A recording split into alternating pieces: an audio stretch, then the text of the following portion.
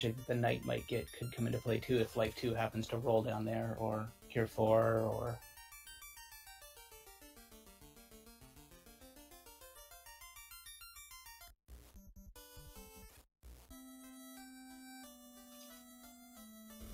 I think the scariest thing in the beginning is going to be the pirates. If they have AoE and the party doesn't, it could be ugly. Well, our runners are off to it, and already seeing one of the interesting things. You go to different early shops. Most seeds, you're going straight to the Black Magic shop and seeing what's available there. However, they'll have to go to the equipment shops, see if they can pick up hopefully some early gear to defend their party a bit better. You've got the fighters, so you've got a good chance to improve there. And then you might also check over what's in the item shop. Are you going to be able to get save items? Are you going to be able to get heals? No heals, no tents, weak weapons. I don't think anyone even poked their head into the magic shop to see down the line.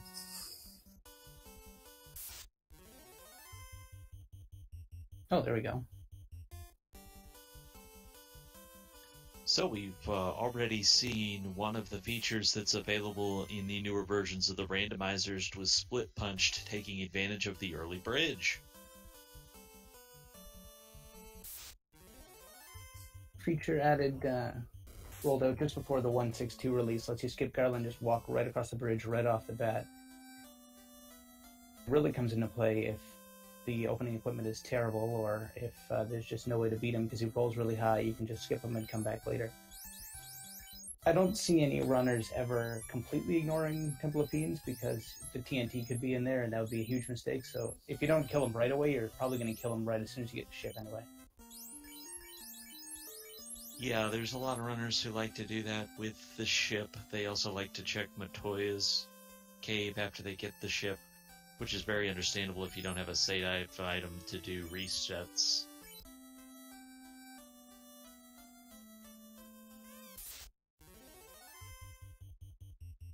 A little bit of early grinding going on. I'm about to take on the pirates.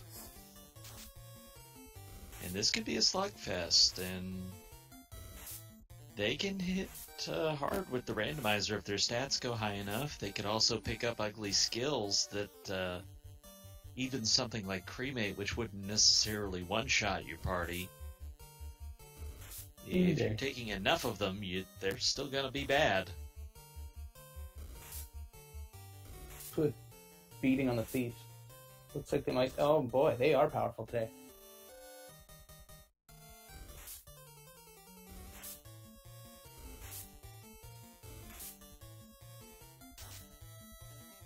Those fighters have chain though, so they're probably invincible. It's going to be 1 damage at a time. I think they can win.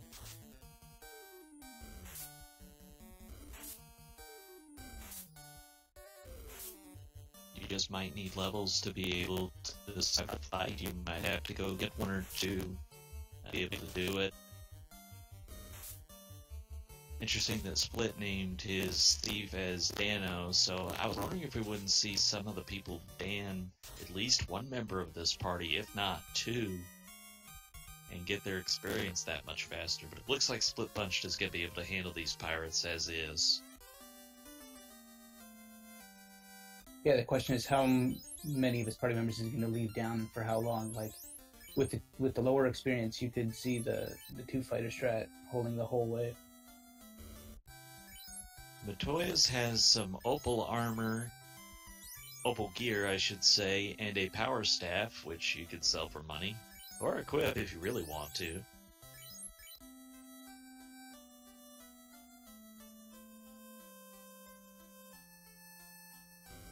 And Sforzando is going to pick up some houses just to make sure he has some heal items. I'm sorry, save items, that's what I'm attempting to say. So a few different routing choices, and that's...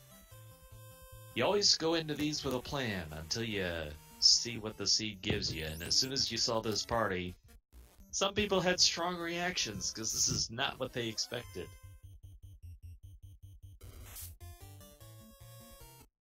Yeah, I think usually expect a bit more magic to come into play, and I mean, there's going to be none for a while, so that's the odds of it, rolling for non-magic classes pretty low. Yeah, even the double is not something we see that commonly. But if you're going to get two of them, I don't really mind it being fighters, because if your plane is going to be damage sponge, there's the equipment out there for them. Yeah, you got the full opal set and the even better combinations. So the game actually has tons of good fighter gear. So if you're going to get stuck with two of anything, that's your best bet right there. We've not seen any of the AoE items so far, and those could be really important as we get in. The one I'd really like to see as a runner would be the black shirt to have that ice tube for Volcano. But things like Thor's Hammer, Zeus Gauntlet to give you Lit 2, Mage Staff to give you Fire 2, could be very valuable just for cleaning out some of this mess. Because occasionally you're going to be staring down parties of 9, and it's going to take a long time to hit them one at a time. Yeah, there's some monsters with like ridiculous physical defense in certain parts of Marsh and stuff too. If they have to go there without any magic at all, it can be a nightmare. So for those who may not be familiar, the first item shop in the game is guaranteed to have 2 items in it. It's guaranteed to have pure, and it's guaranteed to have soft. Do you want to talk about why that is, Nitz? Yes, especially before early bridge. If you got stuck really turning your party to stone and no soft in Corneria, then there's really nothing you can do, and it wouldn't have been very fun or very fair. So those important items are always present in Corneria, and not much else is on this seed actually, so they've already had to hot-foot it past. So for those who don't know, Nitz is on our development team, so he is one of the people who help works on the new features we get in this randomizer, and thought it'd be a fun night to include him in the commentary and maybe get some insight as we go along. So that to me has to be one of the hardest things about what you do with randomizer, because it seems like, of all things, it'd probably be easy to say, okay, let's just shuffle everything between all the treasure chests. But then you gotta come back and you gotta come up with rules for sanity checks, as they get called, to make sure you can actually beat the game. Yeah, the sanity checker is just this gigantic set of, is everything available? If this is like this, can I still get to that? And if it passes all of that, that's your seed. Otherwise, it starts over. And it does it in a predictable way that means that even though it's random, the same seed will always get you the same game. That's kind of the core of the whole thing, right? The step is, say, what do we do next? What can we randomize next to increase the challenge or increase the variety of gameplay? And that's where it gets tricky. We didn't see anything too scary out of the pirates on our first run, although Chitin is going to bow out of that fight, and it looks like he wants to get another level or 2 before dealing with them. Hard. If fighters with chain seem to take care of it no problem for split punch, so... Yeah, I think he got scared because he saw the damage they did to his thief, but his thief has no armor, so... Well, anything's supposed to hit you hard when you have no armor. Yeah, the chain is sneaky good. It's cheap and it's available in the first city, but it has as much absorb as like the silver bracelet. So even like fighters and red mages kitted out with that are actually much more tough than you would think for something that's so cheap. So of our early runners, or of our featured runners, it looks like Split Punched is going to give us our first look at the Dwarf Cave. We've got 2 chests here. And at this point, you're hoping for the TNT to be there so that you can avoid the Marsh Cave, because everybody wants to avoid the Marsh Cave.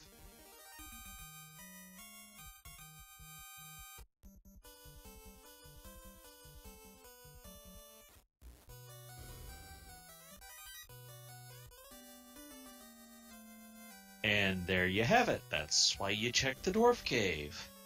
The lazy dwarfs happen. So Split's going to run that right on down to Narek, who's going to open up the canal for us. Good old trusty Narek. One has to wonder if he blows himself up along with the canal, because you never see him again. His noble sacrifice is appreciated. Thing in Final Fantasy IV. But he survives. And I mean, if there was a seed that you were hoping for early TNT on, it had to be this one with no AoE magic for the Marsh Cave. Yeah, no Marsh seed is a good seed.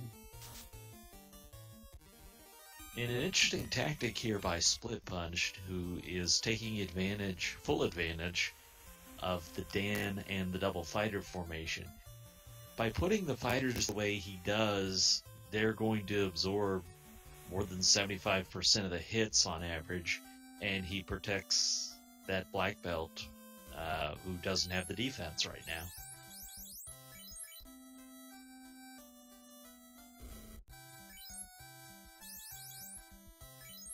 Quick look at some of our other runners. We've got Files in Matoya's cave, and it looks like Artea has just gotten his ship from the pirates.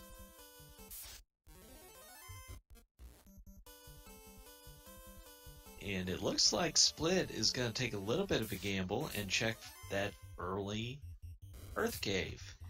It's a play you'll see often if the runners see enough of a gap in the encounter table.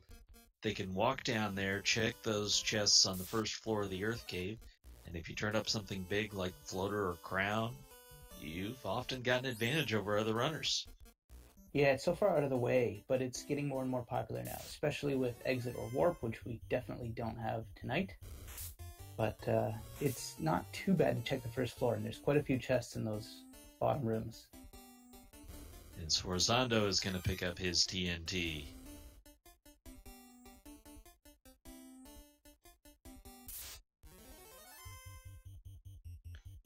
So it doesn't even have to be one of the required items to pick up in Earth, because Split did pick up something he liked enough to walk out. I actually missed what it was.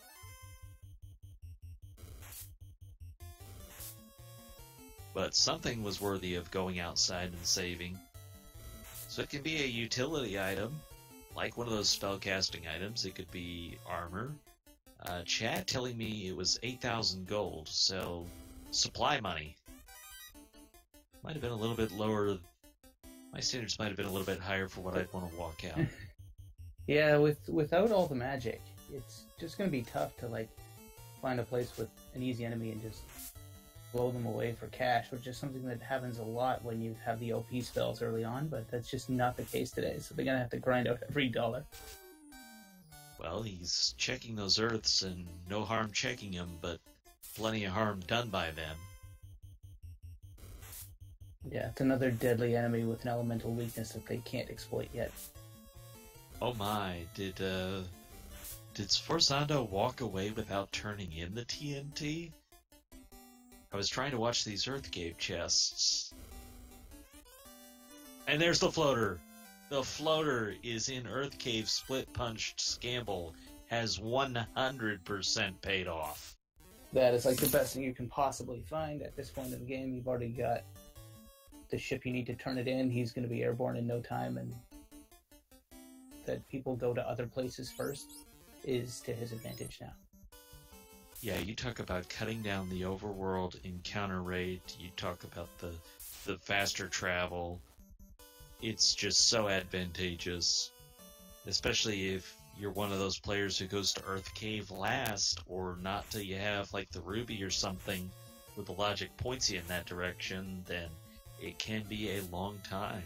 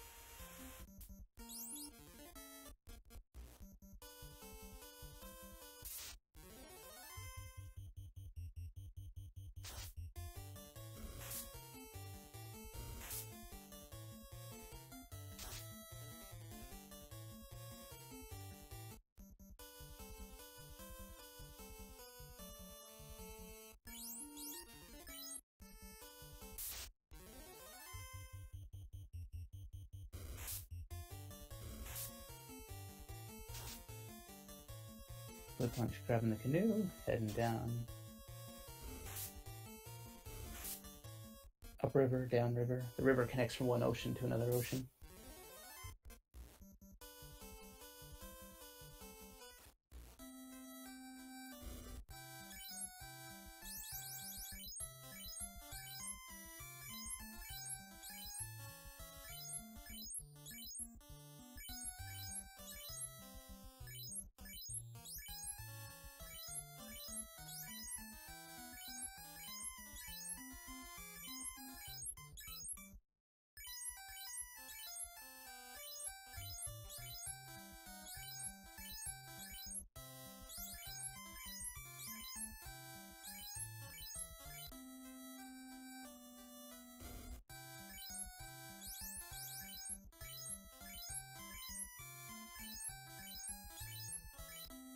My favorite Disney princess is a little off topic.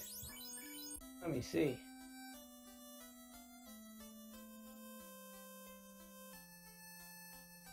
Questions?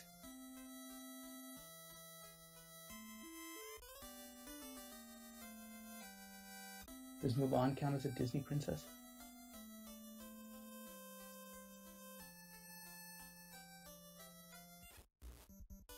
Sforzando on the open sea. Weapon shop in Elfland.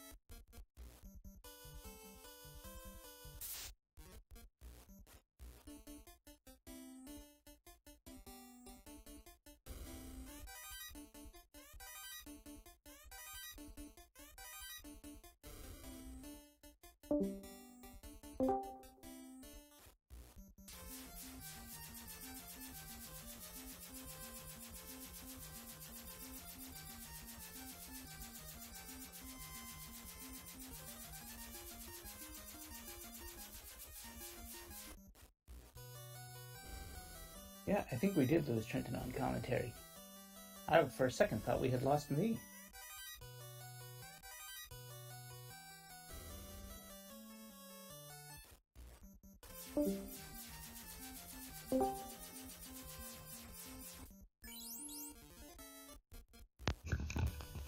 Okay, that should fix the issue.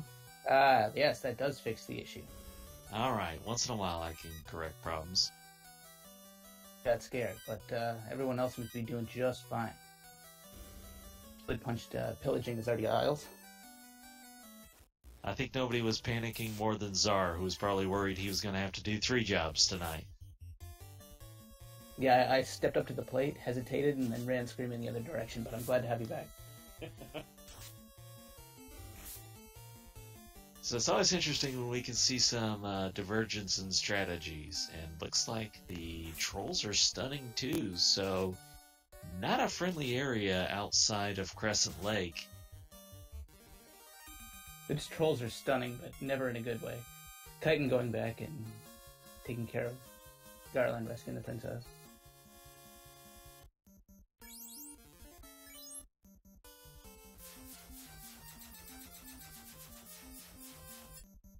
So Split Punched is taking full advantage of the airship. He's going around, he's checking things, he's finding the tail.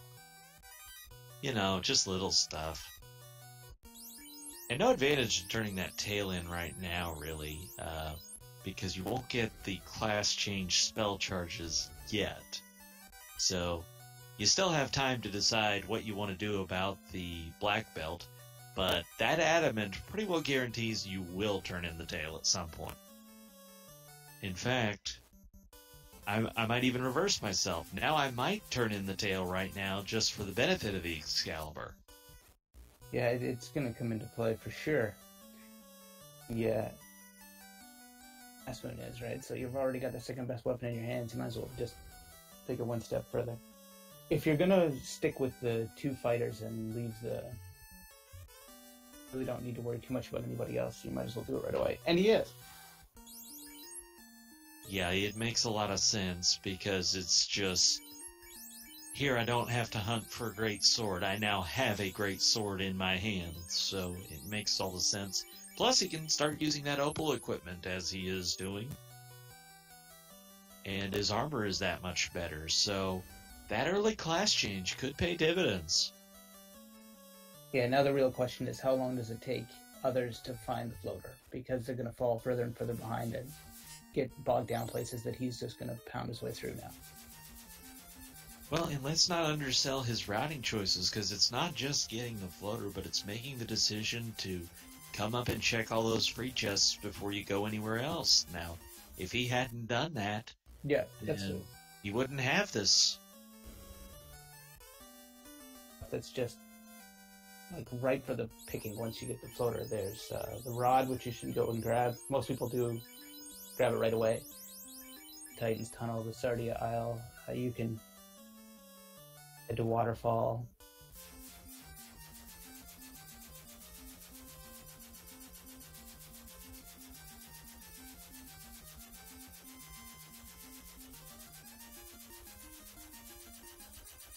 Yeah, and are we going to see an ordeal play? Oh, Split is in a gambling mood. Now, Ordeals is incentivized, so there is reason to do this. And would you like to go into what incentivized chests mean?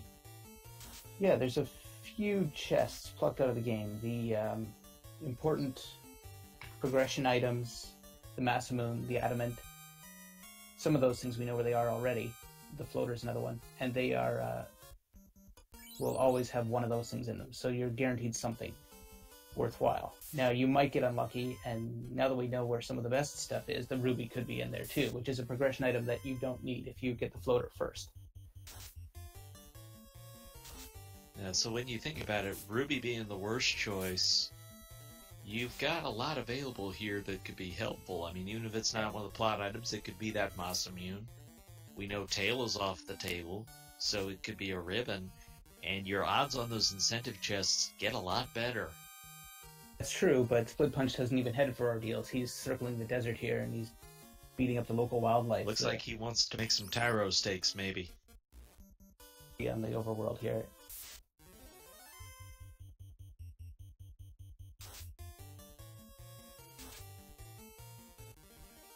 It's another strat that's recently become popular. You used to see people always grinding the trap tiles, especially in Volcano, the Agama tiles, but there's a lot to be said for some of the overworld battles you can fight force too, especially if the encounter table is set up in... Well, you know, what Split is doing here is a great transition to get into one of the topics that we wanted to tonight. So first of all, let me explain what he's actually doing. Split is resetting his game, the equivalent of if you turn the power off and turn it back on again, which restores you to the start of the encounter table.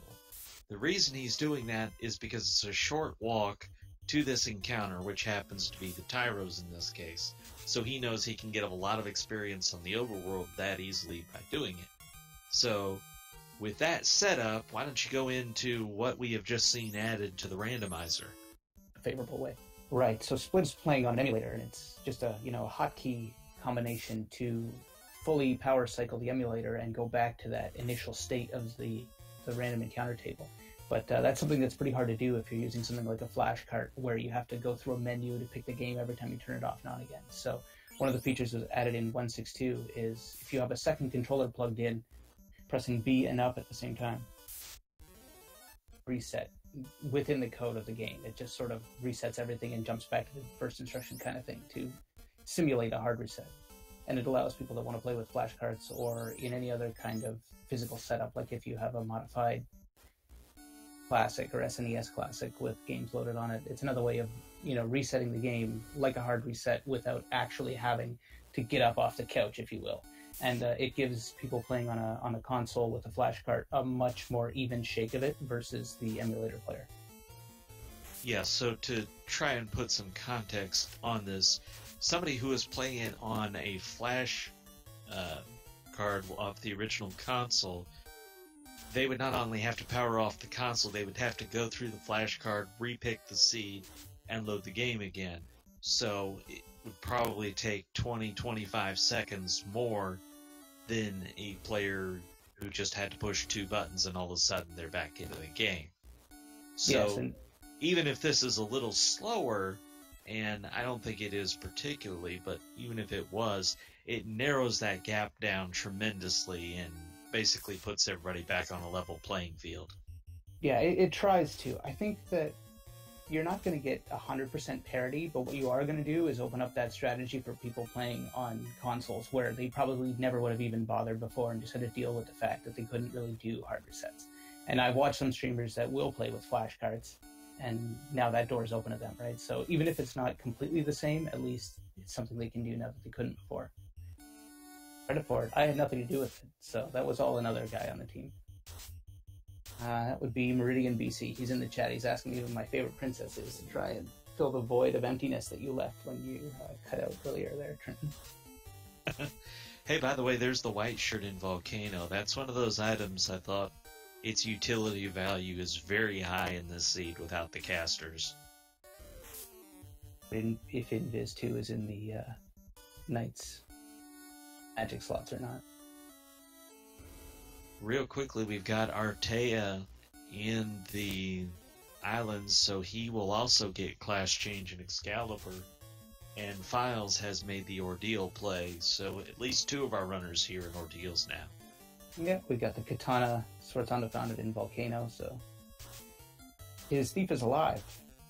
So there's a chance we'll see that thing busted out later. Those Zombles with Stinger, that is not a fun skill to encounter because it's going to take so much time to work its way through everybody. And a follow-up of Blizzard. This Ordeal is not a nice place to be. Yeah, they call it Ordeals for a reason. Yeah.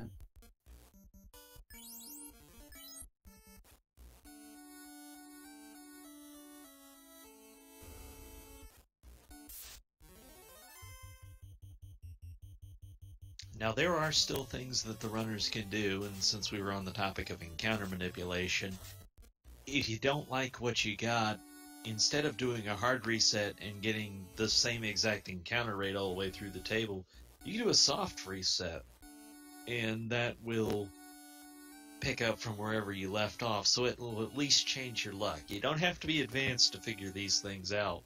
Just that subtle difference of doing the soft reset, you will get different encounters than if you started over.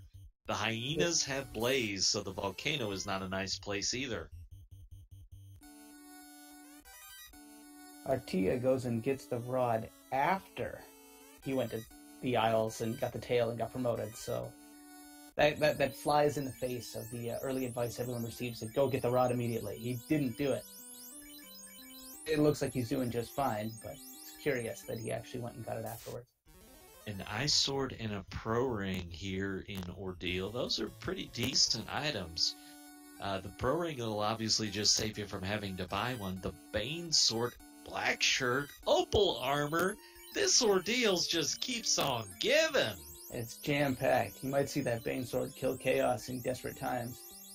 Good to have in the armory. And the Ice Sword also serves as the second best sword he has picked up to this point, so in terms of damage output, so it helps that other fighter be able to contribute.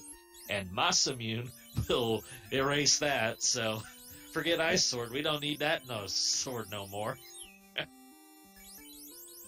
Yeah, no, Ordeals was absolutely just packed to the gills with gear, so that's awesome. And this also tells me it's time to beeline to Ice Cave. Because now, yes, Ruby is still on the table, and Ribbon is still on the table, but the odds that either Crown or the other Slab. thing, we're getting Slab, hit Yeah. there has gone up tremendously. But because it's like almost 50-50 at this point now, so. Yeah, plus the rest of the chests there, your odds are just such that it makes a lot of sense. And plus, if you want to get some extra levels, having Excalibur and Moss Immune, you're going to pretty safely handle that eye, most likely. Yeah, best case scenario for anybody who was, took a look at this seed and was like, I'm going to level up 2 fighters and run them through, was that they would find Excalibur and Mass Moon pretty early on, and that's exactly what happened, right? So now you're definitely going to stick with that plan, and you're going to see a lot of sword swinging and not a lot of much else for the rest of this. Yeah, and having that Opal gear plus the early tail, I mean, early tail is a dream for this party if you're not doing a black belt grind. Yeah, I definitely do. Clearly that's what Split Punched has in mind, since that's actually who he danned.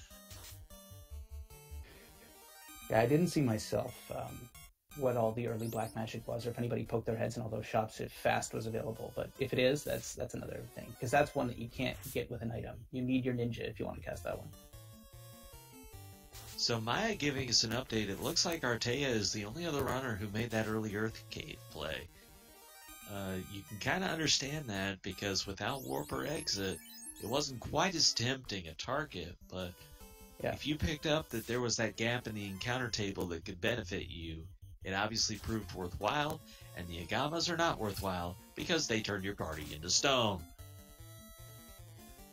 Yeah, and we were explaining before how the hard reset can take advantage of that early random encounter in the table to allow Split Punch down there to keep fighting that fight in the desert that he's taking advantage of. Trenton was saying if the gap in the encounter table is 2 or 3 fights in, then you use the soft resets. You get in a fight, you reset, you get in a fight, you soft reset, and then you have a long run, and you can take advantage of that to run down to the treasure chest and see what it is. Opal Shield in the volcanoes, so we know you're going to be able to pick that up. There's the gold bracelets in Gaia.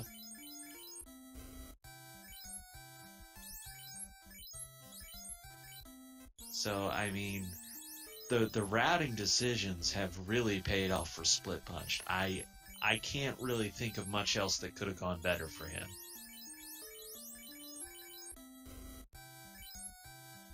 Yeah, he won't have much to complain about this time. No, Split Punched always at the top of the leaderboard, so it's good to see somebody making the right decisions and following it through. It's a good run so far.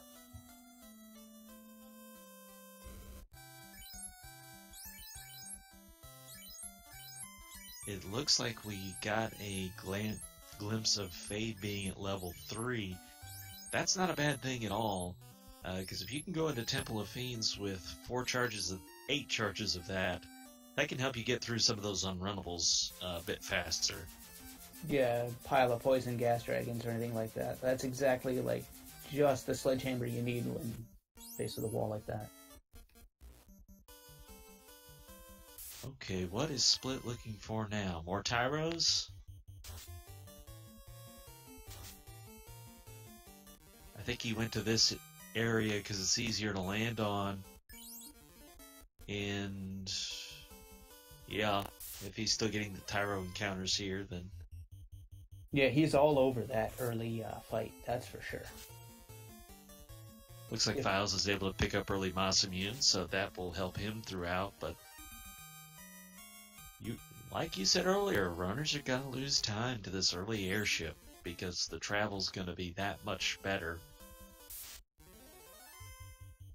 Run away from everything either. You're going to see fights that are tempting because they do have good EXP, and you're going to end up fighting them, and it's going to take time because you don't have any AoE, but those times you're internalizing them because they don't seem like a huge waste of time because you're on the way somewhere.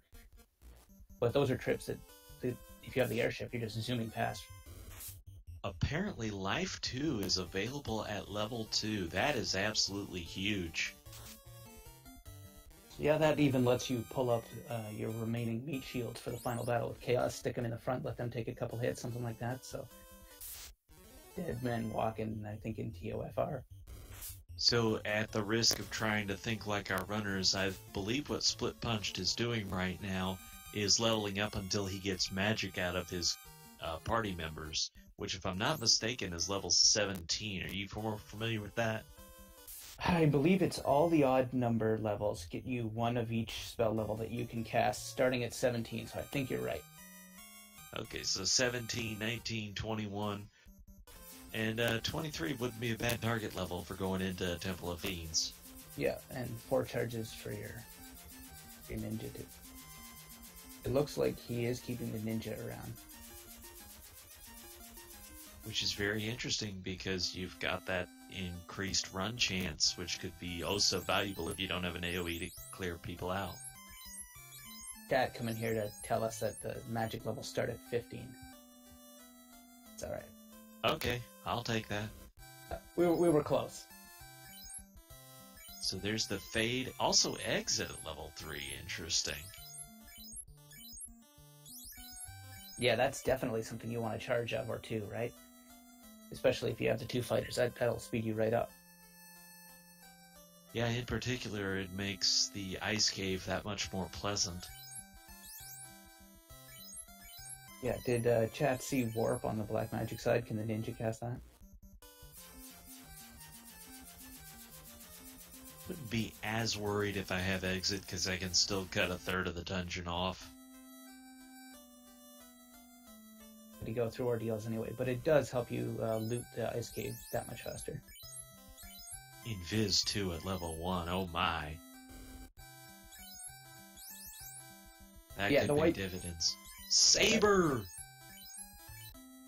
Not a bad backup if you can't find the power gauntlet, because you could stick Masamune or Katana on that ninja for the final fight and just blast 4 sabers. If Could you're be big. and the power bonk never shows up, then you might see a whole bunch of sabers and the ninja with the Masamune and the fighters casting Invis 2, and it could be a wildly different chaos than you expect if that thing never rears its head. Maybe it's key locked down in Marsh and we'll never see it. I think the defining thing for me is, do we find fast?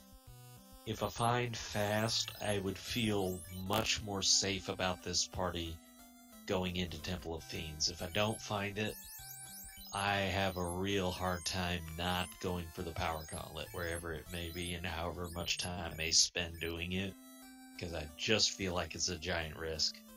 But Quad X is available as well. Not necessarily the most useful at this stage, but we have seen it used to great success against some of the Fiends. Because basically it is an auto kill if you have their hit points low enough. Yeah. Yeah, it'll push you over the finish line if they're under 300 health, that's for sure. And since you have no idea how much health they have, that means you might as well throw it around.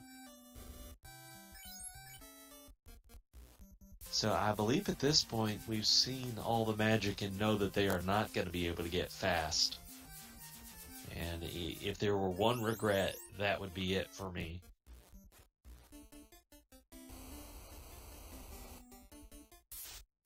I think it also serves to kind of reaffirm the decision if you're split to not have that black belt up, because fast is one of the things that can help you really get past a high evade fiend, which we won't see a maxed evade fiend, but we could still see a high one.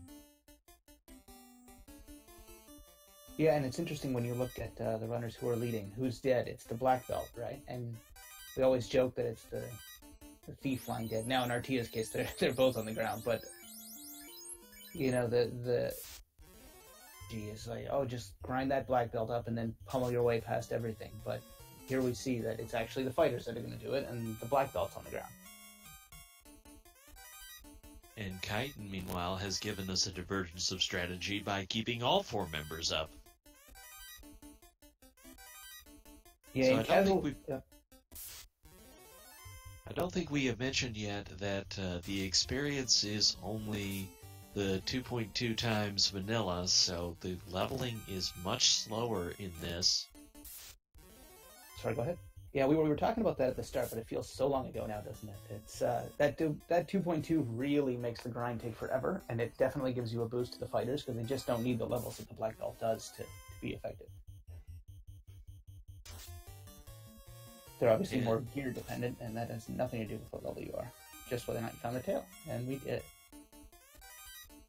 And when you have the one party member down, that's basically a 33 experience boost to everybody else.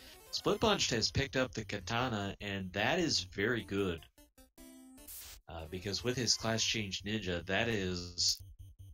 I won't say it's as good as Excalibur, but it is as close to Excalibur as the ninja is going to get. Sforzando's making a break for it. He's got all the loot in the world, and the only person still alive is a thief. Or did he have softs for his fighters? Never mind, he's okay. He's okay. He just narrowly escaped death at the hands of some Medusas, though.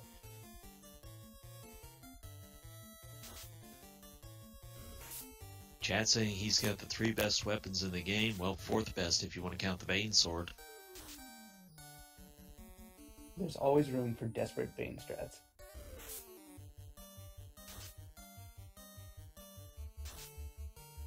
And he is tearing through those peds now, so it looked like not so friendly encounter when we first saw them.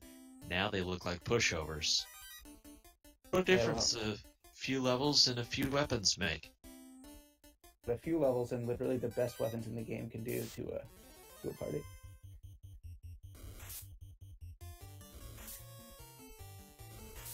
Of course, our tracker Czar the All-Seeing would much rather have Vorpal, but that's just Czar. That is literally just Czar. No, there's a lot of mysticism around the Vorpal. Like, according to science, there's no reason why you should use it over the Mass Moon. But mysticism doesn't depend on science. Now, it's been a while since I looked at the numbers, but Katana, which is usually sold because how many seeds do you have a high-level ninja in, but basically is actually better in every category than Vorpal is. So if you were trying to place it, it probably does rank just below Excalibur and above Vorpal.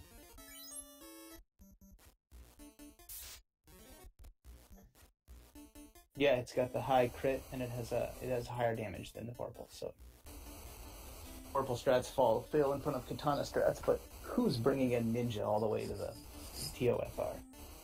I'll tell you who.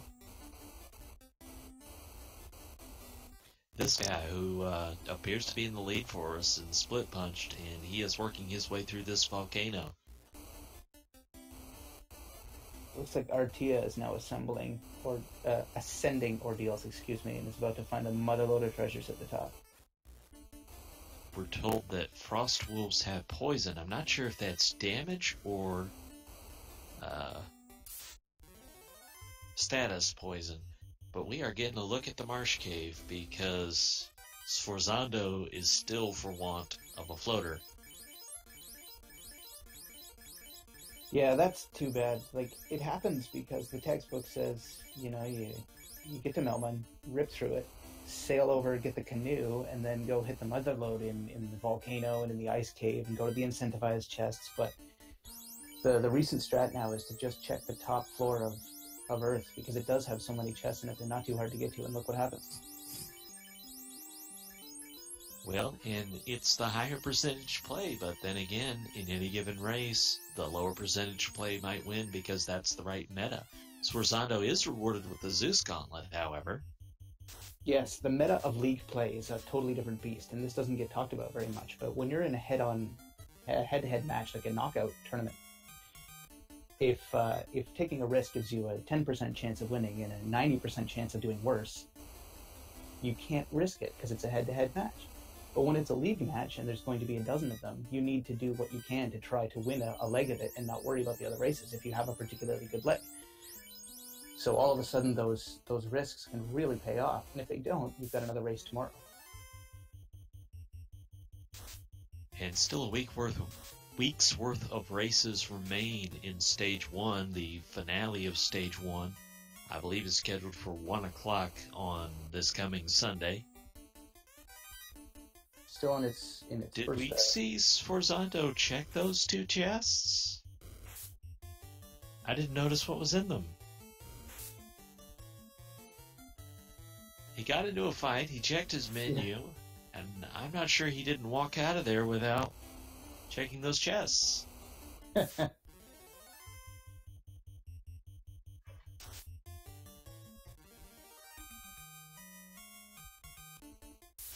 And meanwhile, Kaiten is in the Earth Cave, so he is about to get the floater. Sforzando is in the wrong place to find it. But we don't know what else he'll find. He might find the crown or slab and be rewarded for this dive. In which case, could really shift the balance in his favor, because this would be the last place anybody with floater is going to come. It was the heel helmet that was in the mage trap tile guarded chest in ice. Quick lit now.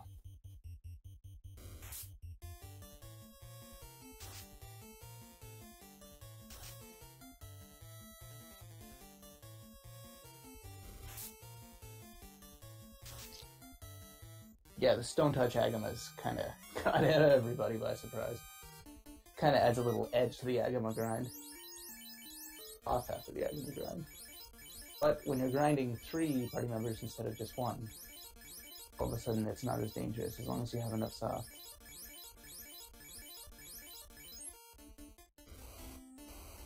I'm not sure what Maya is correcting me on, because it's Sforzando who is in the marsh cave.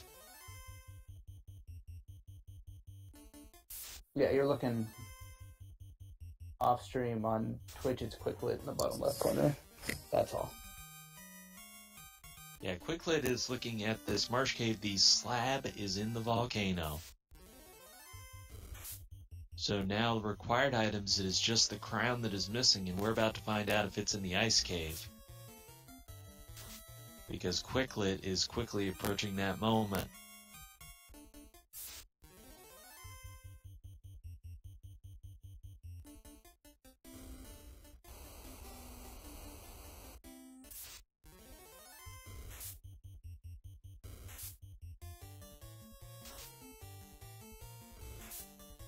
Looks like Files has had an issue, so he has withdrawn from the race tonight. Not sure if we know yet what that was, or perhaps we'll find out soon. The last I see from him, though, is that he was in Volcano. Yeah, it's always a shame to drop out this far in. 3/4 of an hour in. Depends where he was. If he still didn't have the floater yet, it's a heartbreaking exit. It's not, you know, after fighting chaos and losing or something like that, but it's always a shame to have to drop out. So it looks like the crown was in ice. That is helpful for Quicklit, but I'm not sure. Well, that tells us that Sforzando's play is unfortunately not going to work out being here in Marsh Cave, because now we know neither slab nor crown is here. Yeah, the only thing down there that we don't know where it is yet is the power gauntlet. Yeah, I suppose. And ribbons, actually. And ribbons. Of course. So there's still a little opportunity to help here, but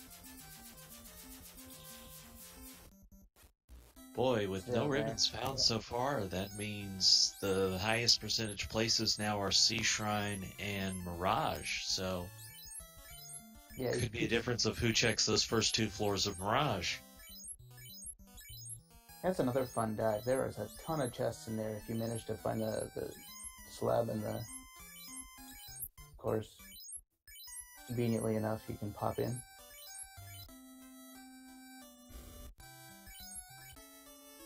Generally, though, you usually see people going through and so that they can do the whole thing if their party's leveled enough. Well, Files has just joined us in Earth, so he's about to find out some of the other alternatives that were out there. Did you say Files? Yeah, Files is in the chat room now. Not our chat room, in the Randomizer chat room. Hi, Files.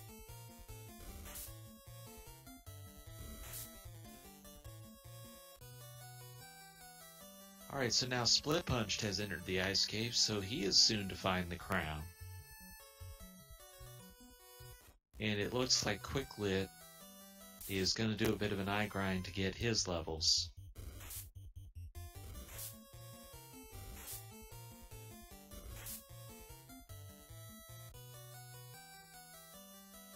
So what we didn't see on stream was that the Agama crit for over 200 damage against Files, and that was apparently where he decided things had gone not the way he wanted.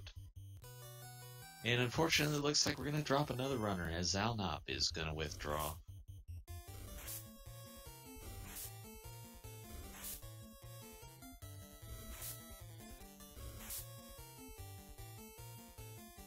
I think that's another thing that happens with the league. If you sense that you're way behind, that you might just,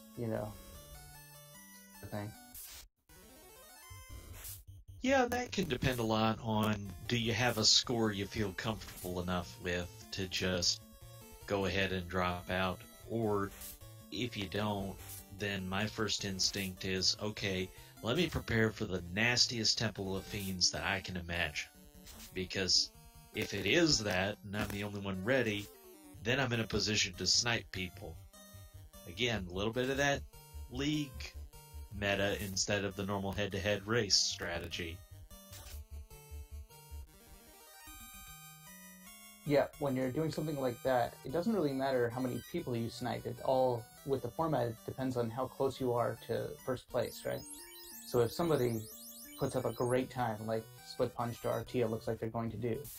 If you come third, but, it takes you 50% longer, it doesn't matter if you come 20th and it takes you 50% longer.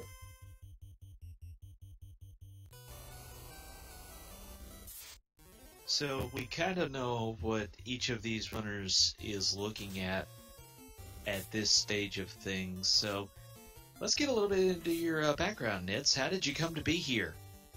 So it's... we don't need to know about Mom and Dad meeting, just to be clear on that, but how did you get into the Final Fantasy Randomizer? So it's a long journey that circles all the way back to it being GDQ this week. But I was watching GDQ videos because they made it into the mainstream far enough for me to spot them, and that I watch some FFR videos after I watched the Fiesel and Geyer speedrun of Final Fantasy I they did last year. There I found the commentary, which pointed me to the Discord, which I'm now going to cyclically do. We have a Discord that is where all the members of this community are the most active, and I'm sure the Discord link will get posted in reasonable. And it's a great community that welcomed me in. I only joined, say, 6 weeks ago or so, and then I discovered within that the development section, contributing, and it was pretty simple and straightforward as far as developing on a project goes. Nothing outrageous. It was easy for me to get started and learn how.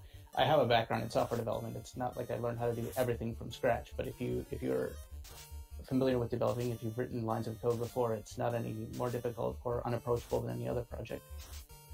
It's working on a Nintendo game or anything like that, but it's actually pretty straightforward to do. If I learned the 6502 NES language from scratch just to get involved, but I had developed in other languages before. And well, Chitin has picked up his airship, so he is soon to find that tail, the adamant, and imagine we'll see him class change as well. Here we are 53 minutes in, and I don't think anybody is going back now to start a black belt grind. I think if you were going to do that strategy, you've already done it, or at least started it. Snowballing the seed after finding the airship. So it's really kind of an important moment where if you do the typical things after that, if you go to Cardia, find all those treasures, if you stop in 2 ordeals now and look for the incentivized chest, you're going to find a ton of stuff, and it's going to really speed you up.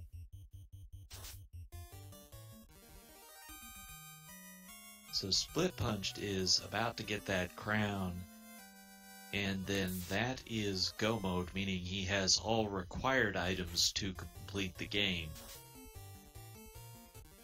That is not to say that he has all the items he wants, because we still have no ribbon sightings. Still have a few places to go, though. We haven't seen the waterfall yet, which is a place they must go, so a lot of quick little row of treasure chests there. You still have to go to the Sea Shrine and Mirage Tower, so chance to pick up more treasures there. Yeah, this is a seed where, Every minute that goes by without a ribbon, they get a little more worried about where they're going to have to look for it. We haven't been yet, but with limited Life 2 charges going into that final dungeon, you need to be ribboned up. Question, what was in Ordeals? Let's see, I believe we found... Masmine was in the incentivized chest. We saw... Adamant was in the ice sword, Isles. armor, and I think something else was there too. I believe. Black shirt, if I'm not mistaken. Which I could be. Everything was there. Like, it was a lot of stuff in a very few amount of chests. Yeah.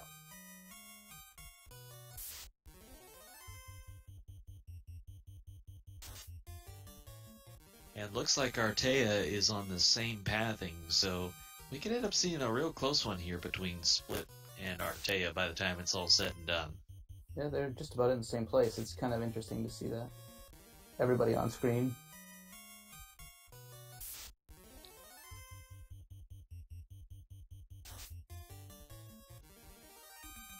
Yeah, I think the story at the end of this one will be, did the ninja that Split Punch brought along for the entire game versus Artea, who is just doing the two fighters? You know, it's quite the question. What pays off more? Is it the 21 Ninja or the 21 Black Belt? Because you're probably going to be, I would guess, between 21 and 25 going into Temple of Fiends. So that's about where the Black Belt's damage starts to take off, but...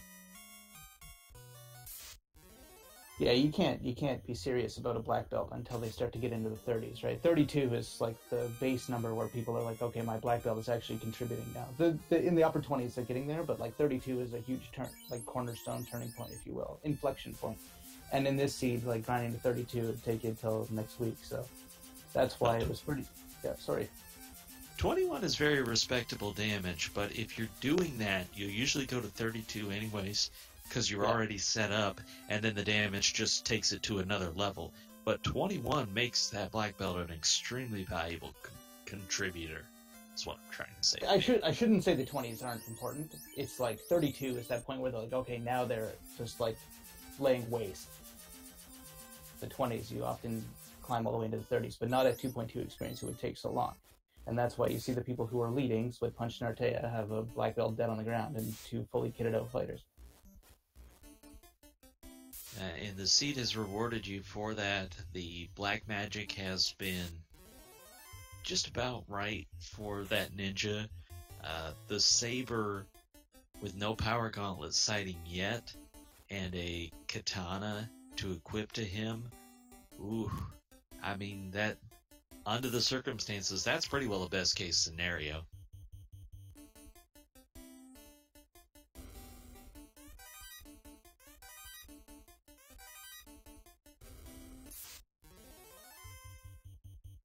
So it looks like Sforzando is about to pick up his floater. Or no, I'm sorry, that's Crown.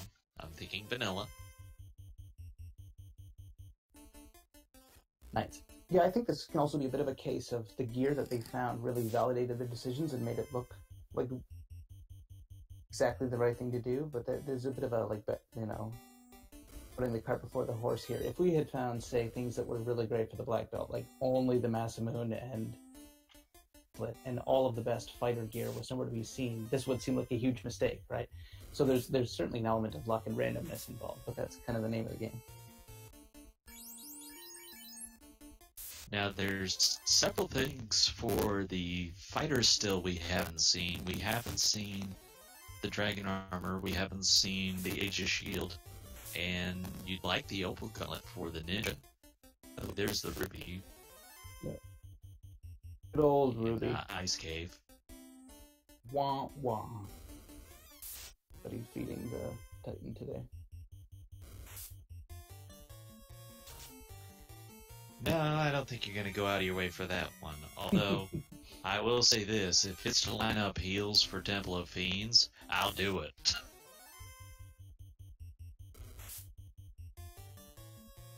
And the reason for that being, it'll just speed up the menuing time so much to use those heal potions, to have them in that first column.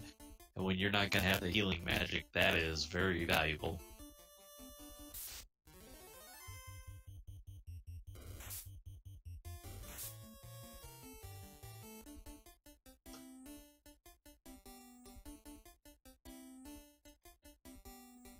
Yeah, takes care of the eye. And we should see Artea move out of here pretty quickly. He does. No reason to grind here when you're already in the 20s. You can understand a player who's not going ahead and doing that, but if you're already there, you're just going to move on. Yeah, got what he was looking for, got the crown. Share the Mystic Key quest at some point. And he has the airship, so it makes a lot of sense to go ahead and do that now and check those easy treasure chests to see if you can find ribbon. Yeah, the Mystic Key unlocks like several easy chests when you have the airship.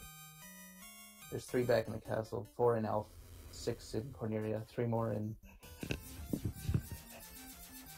Well, in response to chat, Artea did do a grind. He was doing Tyros off of the hard resets, so he did quite well for himself to get there. Temple Fiends. Additional grinds that we were talking about, but with the encounter manipulation you can do. There was a good desert fight that Split Punch was taking advantage of too against Tyros as well. Called grind, which is sort of a new thing that's, well, I don't want to say it's a super new thing or anything, but it's something that has really started to emerge over top of the usual Agama grind in Volcano.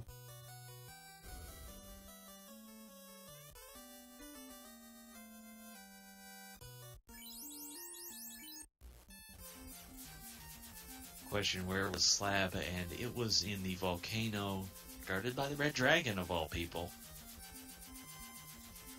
Or mythical creatures, as you will.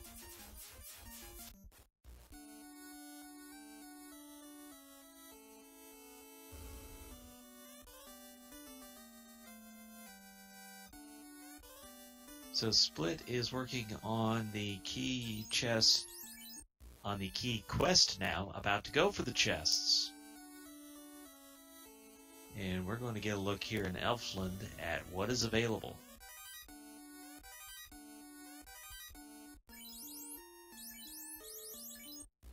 And 0 for 4. They can't all be winners.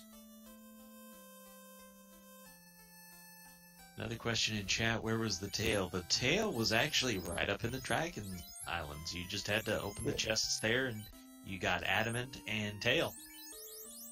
Urge today was just being a custodian and cleaning up around Cardia.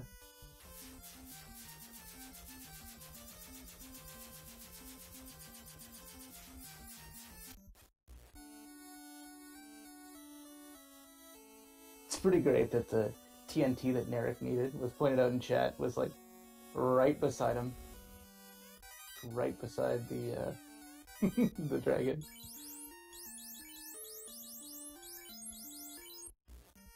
Well, there is the Vorpal, and Artea is going to go ahead and pick that up along with the Opal Helmet.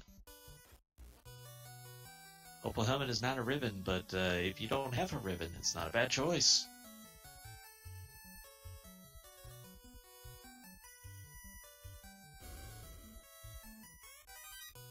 Yeah, and we sure don't have a ribbon right now.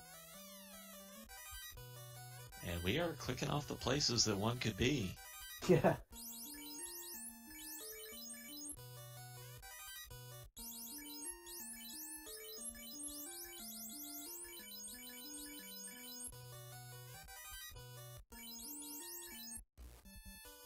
So very interesting. We have seen the crown-locked chests, except for the ones at the bottom of Marsh Cave, which we're not going to see for the sake of ribbons.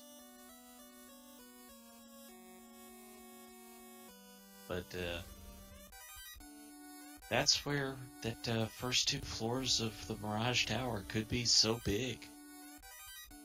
There's a lot of chests that are really easy to get to there, so with a Yeah. translated slab, I'd be aiming for that chime and take advantage of exit to go in there and look even without the cube yet. Yeah, this is one of those times where that's a perfectly reasonable thing to do. You got that, and you could also go hit up the mermaids too, as long as you got the Oxio.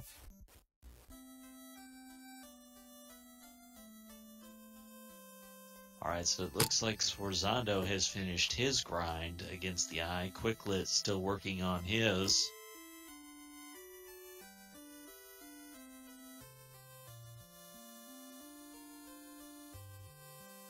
And Artea is probably heading for the waterfall.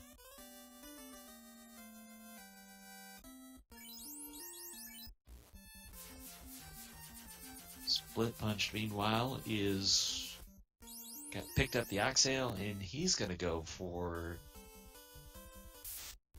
picking up the chime.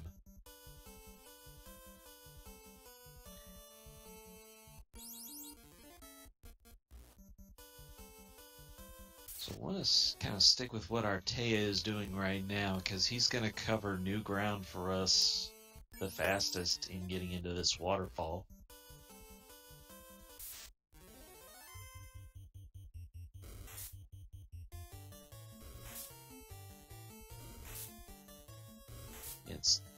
It looks like Quicklet has gone ahead and dropped to the solo black belt grind against the Eye. Now, I'll say this. To me, that's a play that I think I'm behind. Which makes sense, having not found the floater yet. So, if you're gonna do that, commit to it. Go all the way. Go to level 40 with this black belt, as painful as that sounds, and set yourself up for the ugliest possible Temple of Fiends, because that's your one way to come out with a win here, is if you're the only one who's ready for it. Yeah, you can't go wrong with being completely invincible. It's always a strategy that can work. The question is, can it work fast enough? And we'll see, because like we said earlier, even though we're not looking at a max evade Fiend situation, that's not to say we can't have high evade, and a really difficult time ahead. Yeah, those ribbons still haven't turned up, so we don't know where they are. They might all be, like, Marshgate Crown Lock. Not likely, but possible, I think. And the other big thing that is worth mentioning is the more you level this black belt, instead of the class-changed master, the more magic defense he's getting. So, as we lack for ribbons, there's a potential payoff to that as well. Yes, after all this talk about how this wasn't going to work and how nobody who is succeeding is going to do it, we might be once again proven wrong, which is the good old-fashioned commentator curse. And for me, that's the first time, so that would be pretty exciting.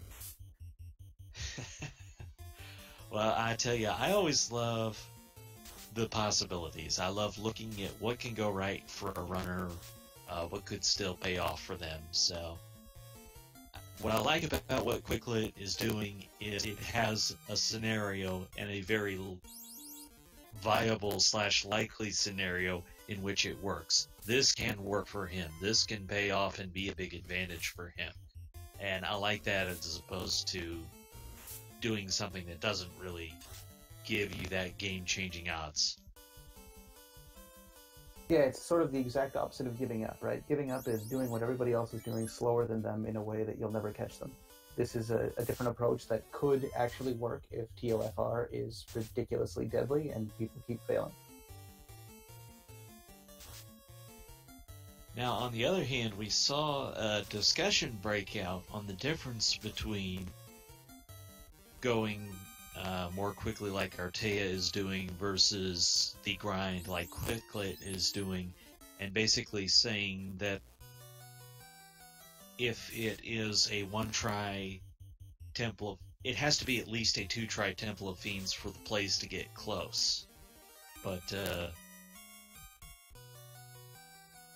again, the scenario is there for Quicklet, so I don't want to sell him short.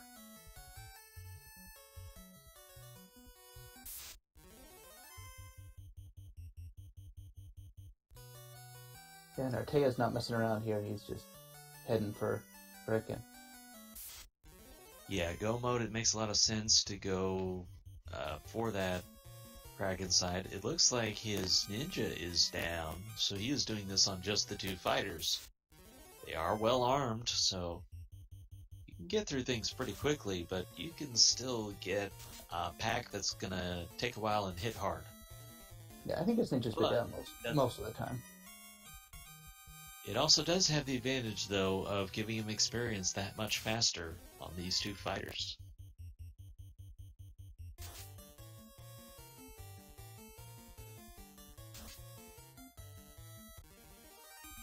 Fighter's level 24.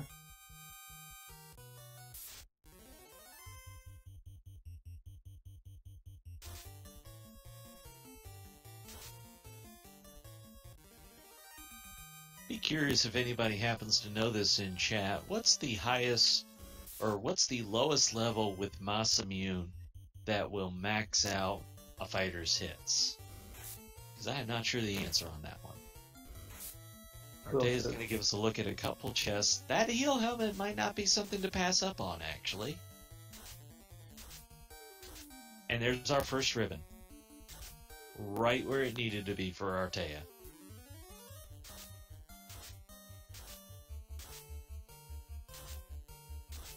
No room for it.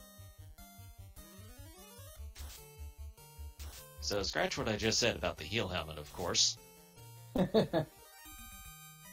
Heal helmet gets relegated to the dustbin of history so that the ribbon can be tied on.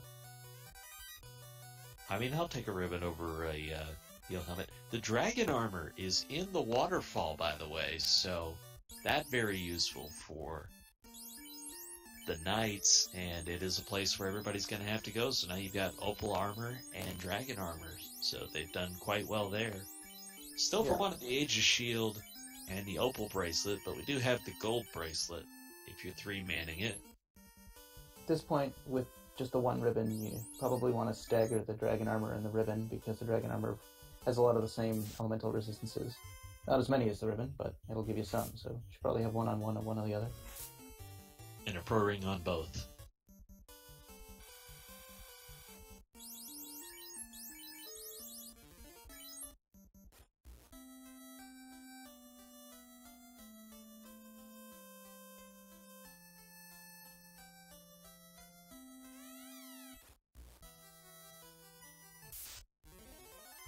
Alright, so we are soon to get a look at Kraken.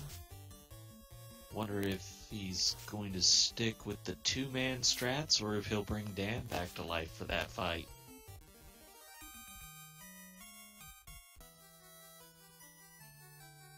An extra body is usually not a bad thing for a Kraken fight, whether it is one or two. Yeah, you can't go wrong with a couple of soft one bodies. If he's got charges of life too, why not? Can't use them in fight anyway, so you might as well line up a couple more targets.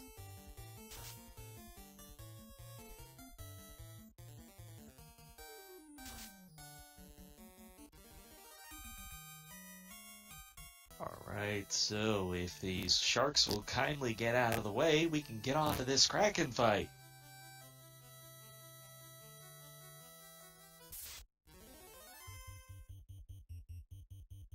Alright, what will the approach be? Artea's gonna stick with the two-man. Yeah, forget everything we just said. Just run in there and beat him to death. Then in his fighters, and no reason not to be there, fully kitted out.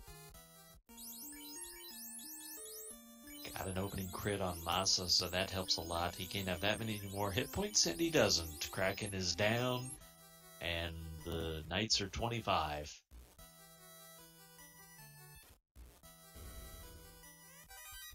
Ribbon makes them, well, Kraken's mostly physical, but the ribbon and the dragon armor really.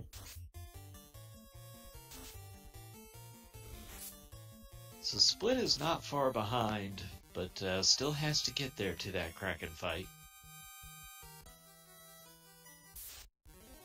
Yes, he has lit 2 orbs already. Chat just mentioned, so he's sort of. Oh, and we're getting a look at the crown-locked Temple of Fiends from Sforzando. Nothing special in the first one.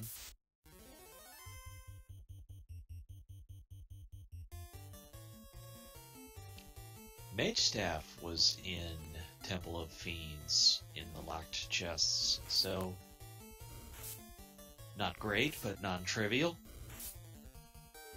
Can certainly help you clear out a room in Temple of Fiends Revisited. Here's where Split punched these unrunnables with tons of individual enemies. Chopping them all up takes time, but he's got some charges of Fade and Ice 3. Well, Ice 3 clears the numbers down, and Fade finishes them off.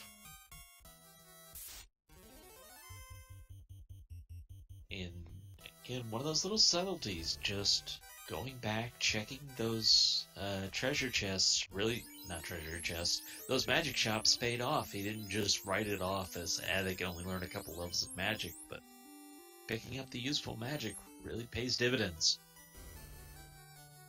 Yeah, if it happens a couple more times especially. If you only need it once, it's really faster to go back for it, but if it happens 2 or 3 more times, then definitely worth it. And just to go, so it probably will.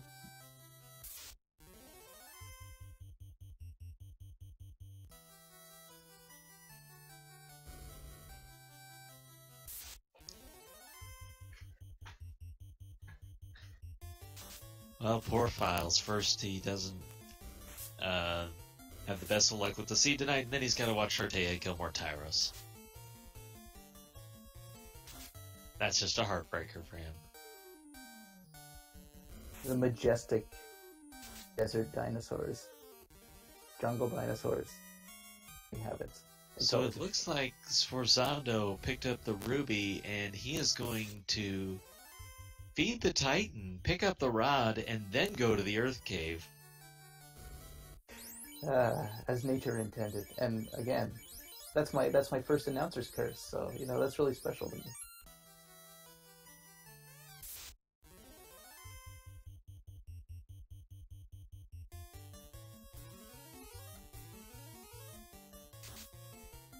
So the logic will take him to the floater.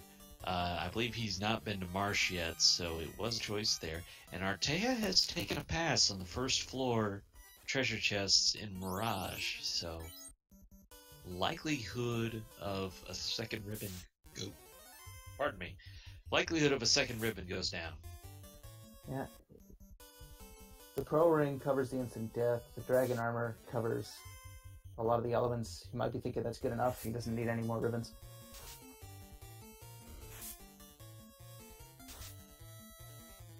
I'd feel a little more easy with that if I had the Aegis Shield, but I don't know, there's just a lot of things out there that are useful still. There's the defense, there's the Opal Gauntlet, Opal Bracelet, there's 2 more ribbons.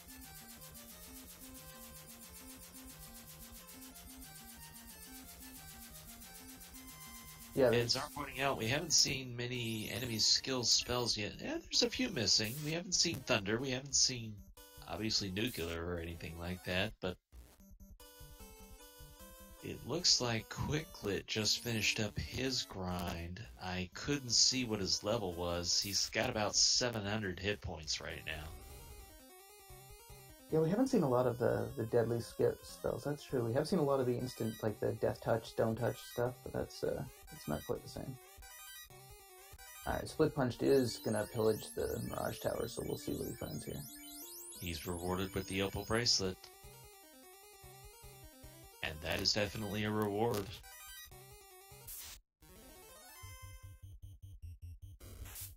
Yeah, it's leagues better than any other bracelet, and there's just one of them, so anyone can equip it too. It's a great piece of gear. Yeah, and your ninja is your, in case of emergency, break glass. He's the one who's going to cast Saber 4 times and try and slug you through a fight, so having that extra defense for him is important as a backup strategy. But I just see Cure 4 from the vampires. It's not supposed to work, but this game was sort of coded before the days of undead being damaged by heal. That's why there's harm and plays by its own rules. Well, it's a good thing it's them and not something that would actually worry me. Yeah, we don't have trains getting suplexed in Final Fantasy Randomizer either. Well then, I mean, what even is the point? Artea is checking some of these Sky Castle treasure chests, so he does still want things. Curious why you would, like these ones. Well, the 1 hour 20 minutes since Forzando has been able to pick up his floater. Now, folks, to put some context on this, Artea, I think he had class change at around 20 minutes. Yeah, and that's purely like on a hunch. Not an expert runner of this game. I merely contribute to it. But the first floor dive in Earth Cave is becoming very popular for exactly that reason. It's a small investment. There's like 9 chests down there. And if you find the floater, you find it an hour before somebody who checks it last. Question in chat, how has the ribbon searching gone? We have found only the one ribbon so far. It was in Sea Shrine. Sea Shrine, right beside the dragon armor, in a very nice room. It's that one room where you're going to check it if you're in go mode. Pretty much right there.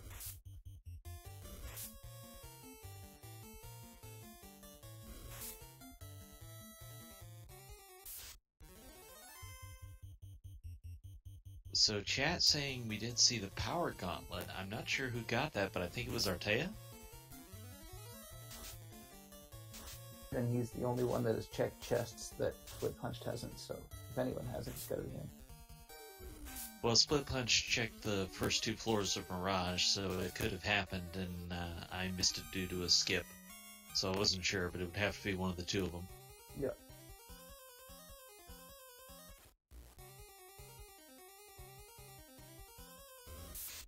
This is getting very interesting. So I guess it was Split Punch in the less than greater than chests that we're just not even paying attention. Okay, it's just one of those subtle things. He picked up a little bit better armor with the Opal Bracelet. He gets the Power Gauntlet, which Artea is unlikely to get at this point. Those 2 little things could be an advantage. Can they be a 5-minute advantage? They certainly can in my book. It's possible he could have a change of heart after he takes down Tiamat and say, you know what, I'm going to pop back in and check those first couple floors because they're that easy, but he might not. We'll see. Yeah, either way, I don't envy his choice. And he might just decide 1 ribbon is enough. I'll take my chances. Troll Dragon just standing in the way, standing in the way, standing in the way. This is interesting that he's going for the Sky Castle treasures and didn't take the 1st or 2nd floor of Mirage.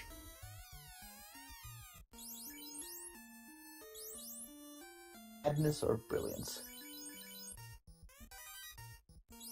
And based on that pile of junk, I'm going to say it was madness. Now you'll see runners favor these 2 floors of Sky Castle if they have warp, but I'm not sure on the difference between no warp on these floors. Oh my, there it is. Artea proves himself a genius, clearly. Yeah. This is why Artea is out front in this seat, and I'm talking about it. That's why Oh my! Add the Aegis Shield for good measure. Well, why not? I mean... Aegis Shield and Ribbon side by side, that's just... Oh, that's filthy. Yeah. And Split Punch, of course, bypassed that floor, and he's going on, so... Hey, Chad, if you're hoping for a Warmech, we're about to get 2 chances at it.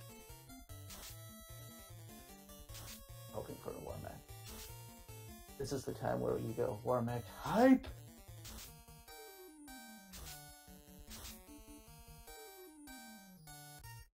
Question in chat. Why is Artea in the lead? Well, let's say between Artea and Split, it's roughly a push right now.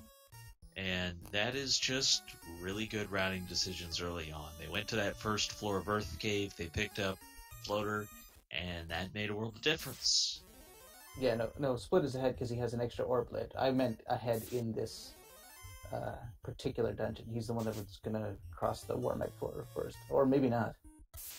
Well, it was asked in chat, so I was responding to that. Ah.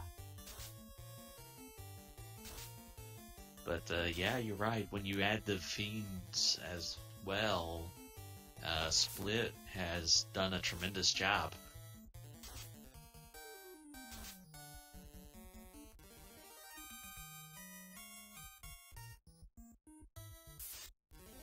And Artea is about to finish off the treasure here in the Sky Castle. Is he going to find the third ribbon for good measure? He's not. He had to wonder at some point.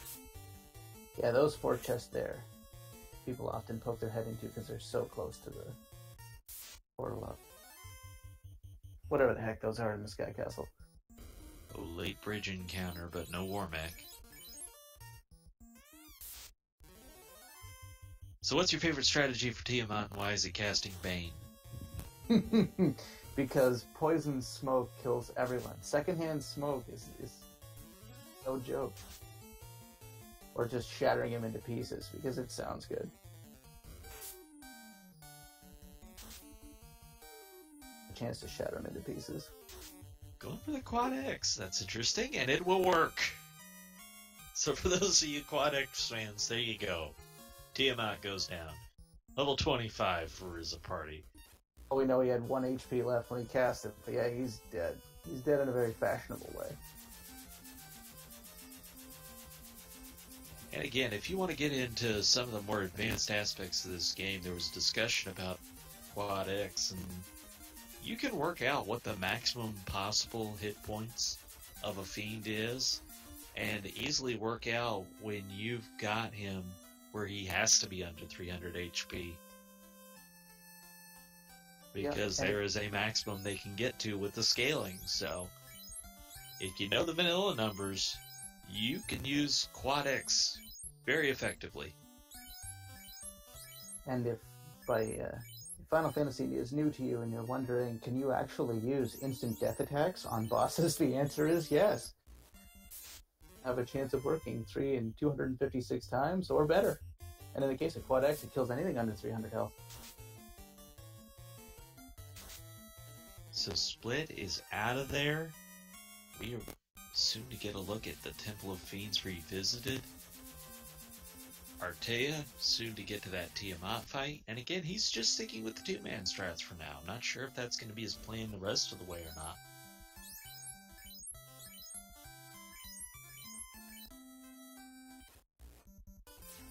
Oh, the fascinating choices that we face.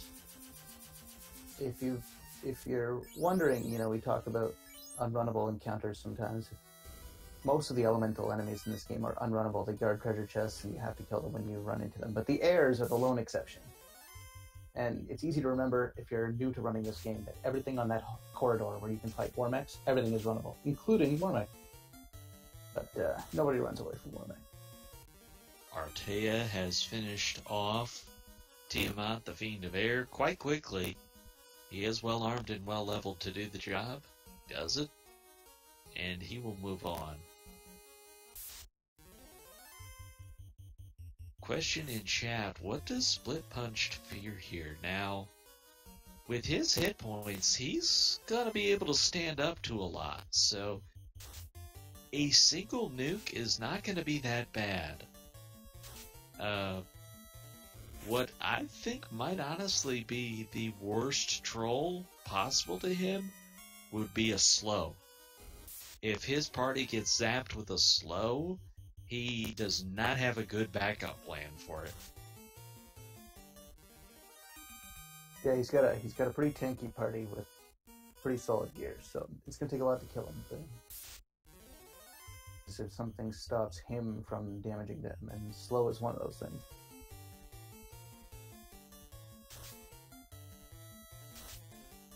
When I say pretty tanky party, that's asking the FF1 gods to just smack you down.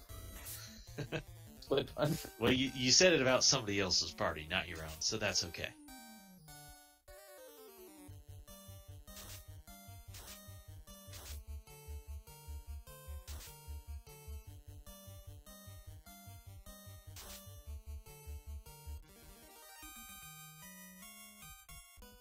So, of course, the Phantom is gone, as he often is. Picked up the heal staff at some point. I missed that, but not a bad utility.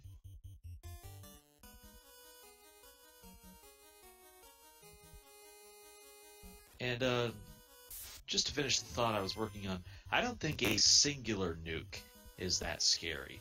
But Maya is listing a all-you-can-eat buffet of damage AoEs. If you're going to get hit by 3 of those in a row and you're lacking healing, as they are, that could still be quite bad.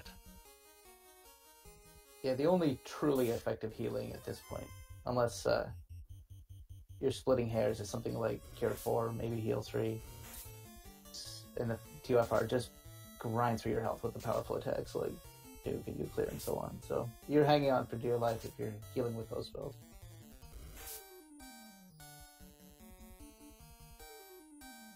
So in other words, what we're saying is it ain't over till it's over. It ain't over till the dot-duns are in.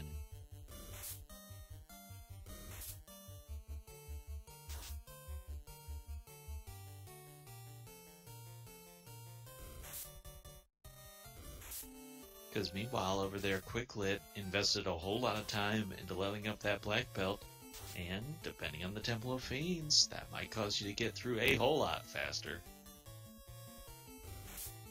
And I just finished saying that, most of the healing in this game isn't going to be effective because it's just not enough HP. That doesn't mean you don't use the heal staff, because it saves the amount of heal potions you're going to be busting out after this battle, because you're going to keep everybody topped up throughout this place, and that takes a long time, 30 health at a time. So the heal staff in battle does let you heal everyone you have standing. Got to love those heal potions in the first column, where you can just up and click. Up A, you're healed.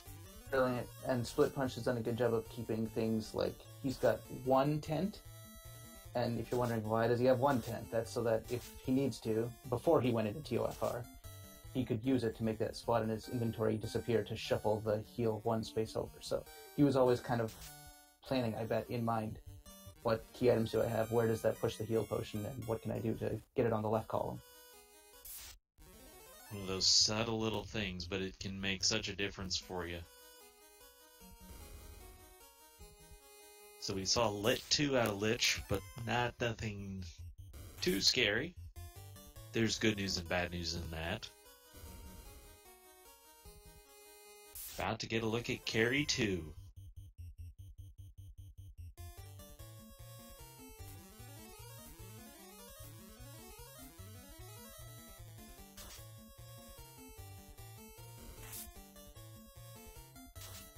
Carry with 5 hits almost takes out the ninja in 1 shot, but not quite.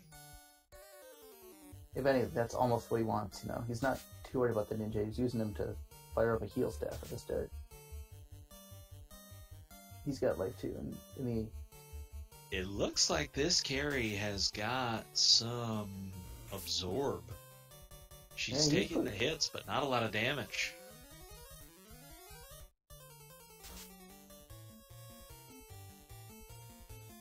Just gonna be a question of, Jeff is able to take her down. Says that's enough, just gonna keep attacking down. Got it with the Quad X. And boy, that was a good time for it. That is exactly the type of fiend where that Quad X makes a difference. Yeah, the Quad X hype is like that train makes hay, or whatever they say. I don't think the train makes hay. The train can carry hay. That is an option. It can Quad bring the X. hay to market. Yeah, it's sort of a set them up and knock them down kind of thing. Like that, like those knights were doing under 100 damage every attack, right? So if you finally squeeze her down below 300, that XX is actually pretty significant. Yeah, I mean, you're talking about it saving you 3 attacks, which is 2 rounds. So that's another round that she doesn't get to hit you for. Our look at the waters, and we know they have up to 380 hit points. That's about all we know. Yeah. We also know that they're curiously weak against ice and that they're unrunnable. Bashing them down.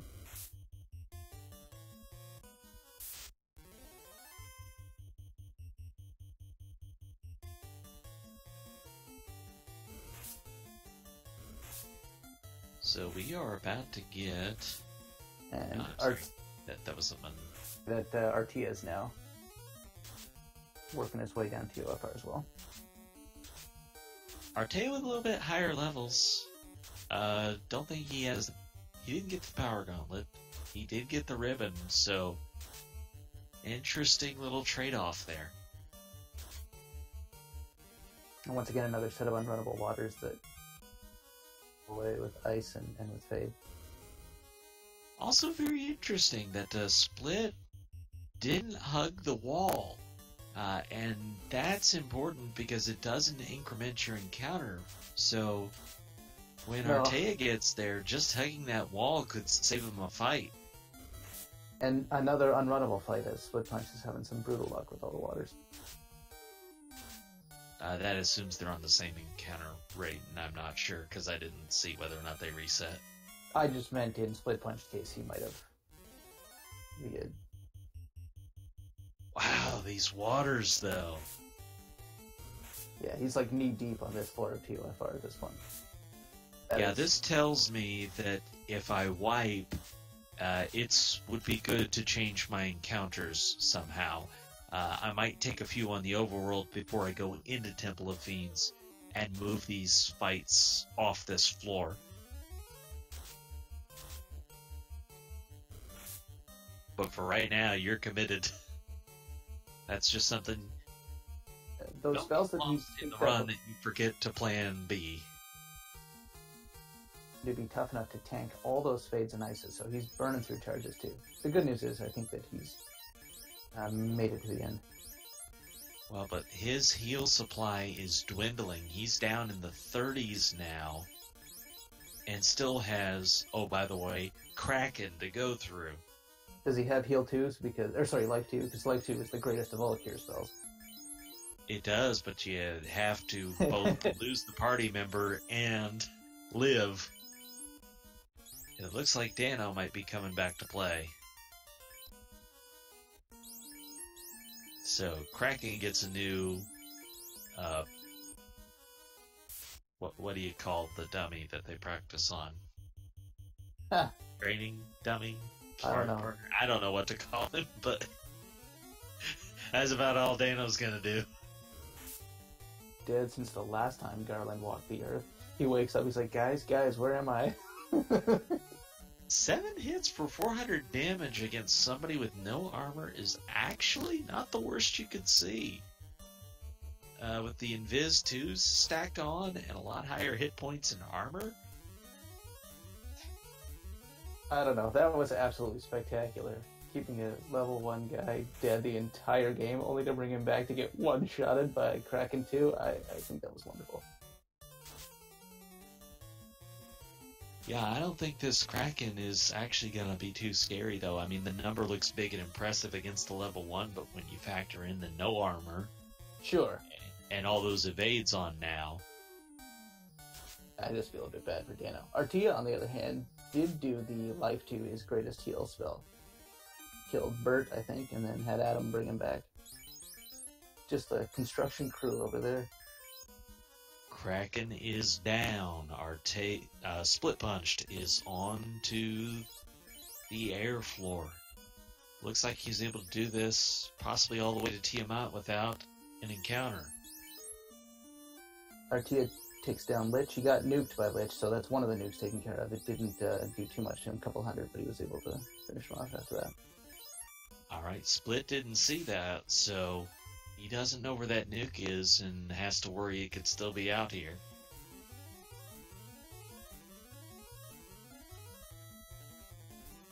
What awaits us with this Tiamat fight, time will tell. Hitting a little bit harder, but taking damage, so that's a good sign. does moving your party members around things even when they're dead? And the answer is yes. So the top party member gets hit half the time, the second party member gets hit a quarter of the time, and the last two party members each get hit 1/8 of the time. And if they're dead and their number comes up, it randomly generates somebody else. It keeps trying until it finds an appropriate one. So it's like an infinite series. But two party members alive, and you put one at the top and one at the bottom, the one at the top should get hit 4 times for every time the one at the bottom gets hit once. If you put them both in the bottom 2 spots, they should each get hit an equal number of times.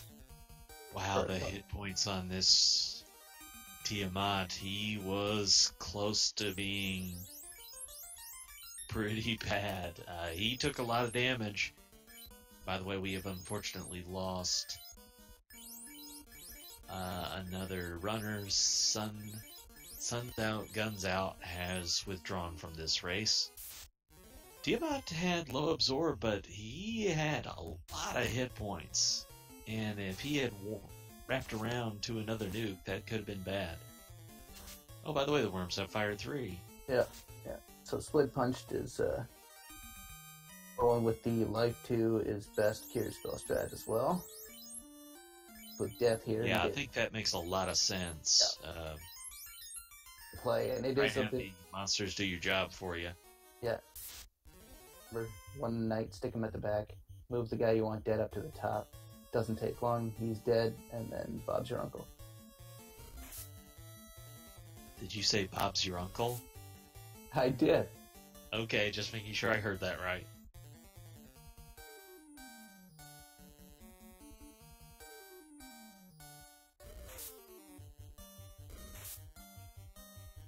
Items that don't cast spells dance for a bit until those 2 rock golems get off their butts and kill his knight.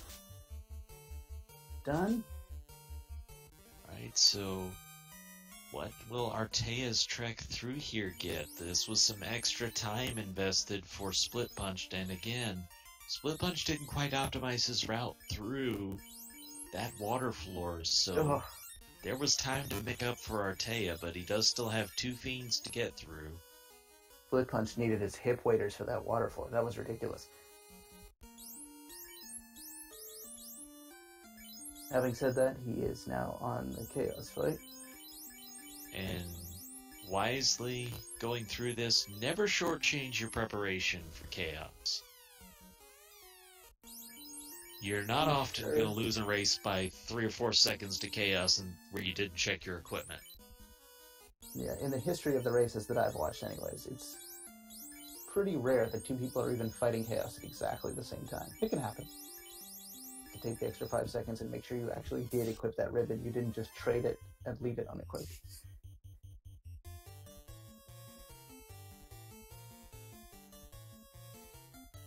He's got Dano alive, but down in the last spot. I wonder if he forgot to reorder his party.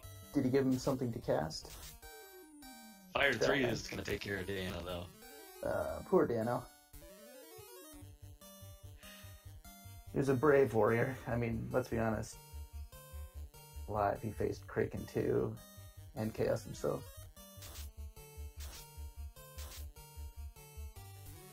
So far, not scary from Chaos. He's using some elemental spells that just aren't going to do a lot of damage to this party. Yeah, at this point, Chaos's best chance now is if he has a ridiculous absorb and evade and cure 4. He can make himself a real nuisance, no doubt about that, but Ink is not going to be it. Very good hit damage for Split Punched. Tornado comes out to play. Heal helmet strats. Heal helmet and heal staff. Looks like he's doing double support to keep Jeff alive, swinging with that Masamune.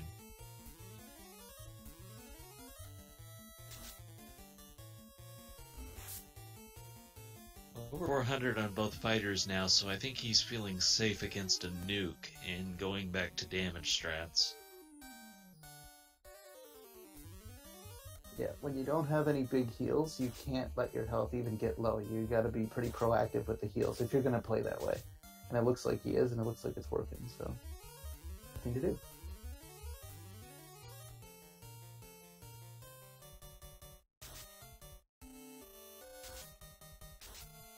Bane coming out from Chaos. That could have taken one of his people down, but it didn't in this case.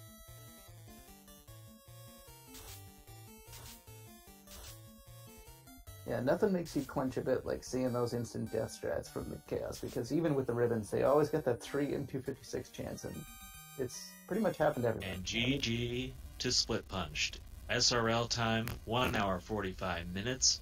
Chaos is down. Yep, that was a fine run. Everything went well, he made good decisions, and executed well, and he wins. And that's what it takes. So hopefully we'll have him come in here and join us soon. While we're waiting on that, Nitz, what do you think? Your first winner on commentary. I had a nervous moment when you dropped out, and then we recovered. And as a developer on the game, I don't have the level of skill that the best racers have. And for me to comment on their mistakes and their efforts is... but I have enjoyed doing so every step of the way. Out of curiosity, did you see anything that makes you think, this might be an interesting little tweak we could do in the randomizer? Yeah, we've talked a lot about the trap tile grind. Sort of, let's be honest, uninteresting it is to walk back and forth and grind Agamas up to like whatever level. So we're about how we can improve the grind by making or by encouraging a more varied grind. No real ideas yet, but hopefully that's one of the least interesting parts of this game that we can like more strategy into. Split Punched, welcome and good game. First thoughts? I really like that seed. Everything just seemed to kind of like fall into place, honestly. It's like, oh, well, we've got black belt and two fighters, I'm just gonna kill the black belt. Oh, we've got the tailor. Oh, here's a weapon. Well, okay, this is fine. Wow. Yeah, the no magic kind of guided everybody's hand to just laying a smackdown to everything they came across. We noticed that with the low experience, that grinding the BB was out and sticking with the fighters and knights was the way to go, and you did that. Yeah, like typically in these seeds, if I'm going to do the black belt grind, I probably don't have any fighters, and I have stuff to support the black belt, and that did not happen here. So by the way, I don't know if you got the stream up yet, but Artea is on Chaos, so that's how close the two of you were. But you did get Power Gauntlet, he did not. What was the one thing you and Artea did that put you so far ahead of everybody else? What do you think it was? Probably checking Earthcade, because that seems like a very Artea thing to do. That is exactly what it was. And I was like, I don't really want to because I don't have warp, but the encounter table isn't that bad. I know I'm going to get like 2 or 3 encounters, and then I tried to check the Earths, and that was not a good choice. Yeah, the floater in there was a huge breakaway point for the two of you. Ended up doing the more conventional approach, and then had to find that way later. And Artea has officially finished with an SRL time, 1 hour 48 minutes 31 seconds. And I think you put up not only a win tonight, but a pretty good spoiler time for the Chaos points to the league. Yeah, and after getting second 2 races in a row, it feels good to win, I'm going to be honest. Yes, congratulations. It was a really well-played race. And to be honest, your score was like .01, right? So you were here to win. It was .07, and I stayed up late to do this because I wasn't happy with .07. Okay. Very nice. Get a little insight from you. How did you feel about your ribbon situation? I think going into Mirage you had just one.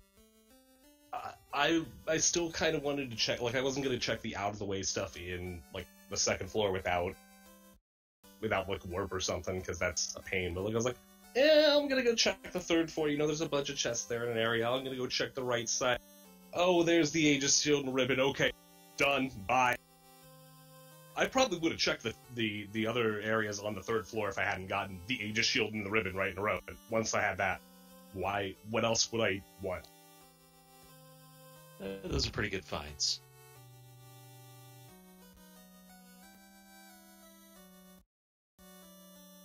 Some other coming in now. Hoping that Artea is going to join us in here for a few post-race words, but haven't heard from him yet.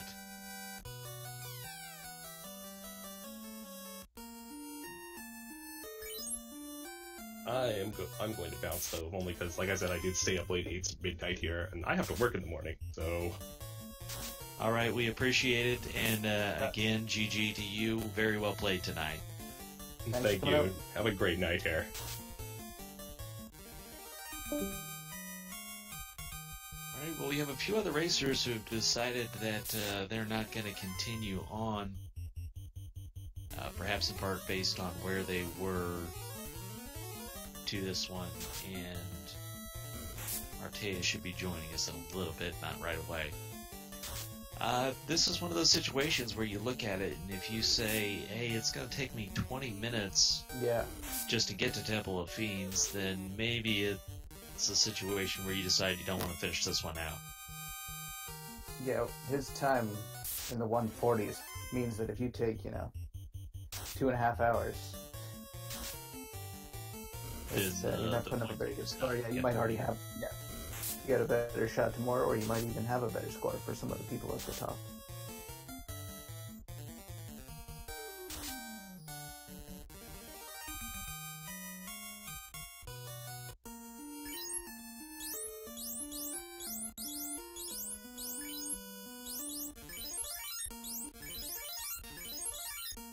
So, runners in a variety of situations.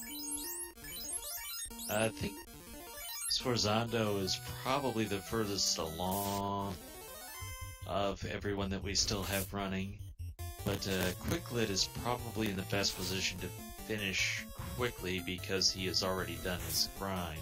Looks like Chitin is here, grinding against the eye. Unless he's just now getting here to look for Crown.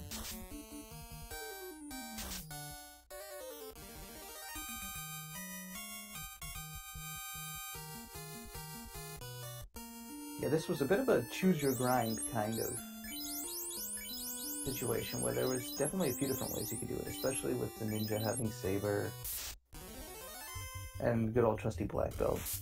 Doesn't need any gear. 2 nights. Definitely was the way to do this one because of the way the equipment fell out, but it didn't necessarily have to be. Yeah, it's remarkable how well this seed lined up to the strategies of our 1 and 2 place finishers. Everything they needed was there for them to find. If none of the ribs had been along the route, that could have made some stuff interesting. If the dragon armor had been down in Marsh Cave, could have been interesting, but you had the tools you needed to finish the seed off right where you needed them to be. Yeah, and Chaos was probably just good enough. Yeah, and the lower levels were just fine, because, to be honest, we've seen much worse fiends. They were... Yeah, if we had seen the pirates with any AoE, this could have been... That could have been another 20 minutes. Yeah, there was the tournament race that had to get restarted because of just unstoppable pirates, and something like that could have played havoc with a league race. But it's part of the risk that everybody takes. They know it's there.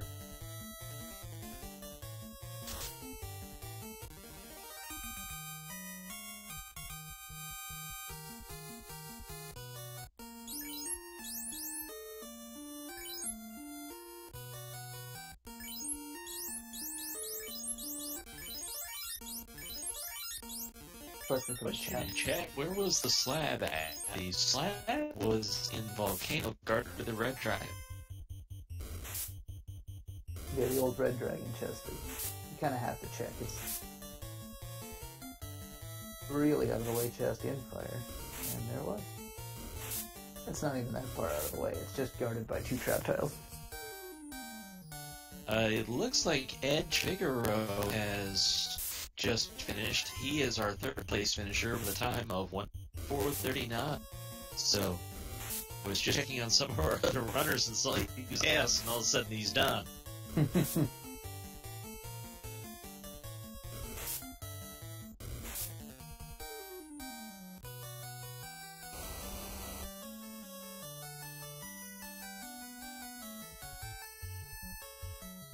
Still trying to get a little bit of a picture here where some of our other racers are at. It's not always immediately apparent based on where they are in the world.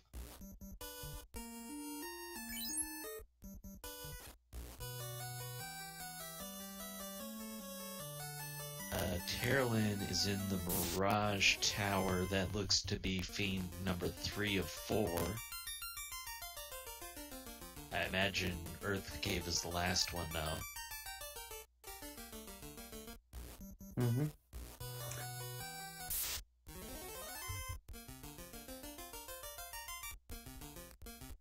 Still trying to get a better picture on some of our other runners right now. Kaiden is going in to the ice cave. I'm not sure what he's after. Maybe he didn't get crowned yet. Drumbordus has just translated the slab, so he obviously has not been to Mirage yet. That leaves Kabesh? Not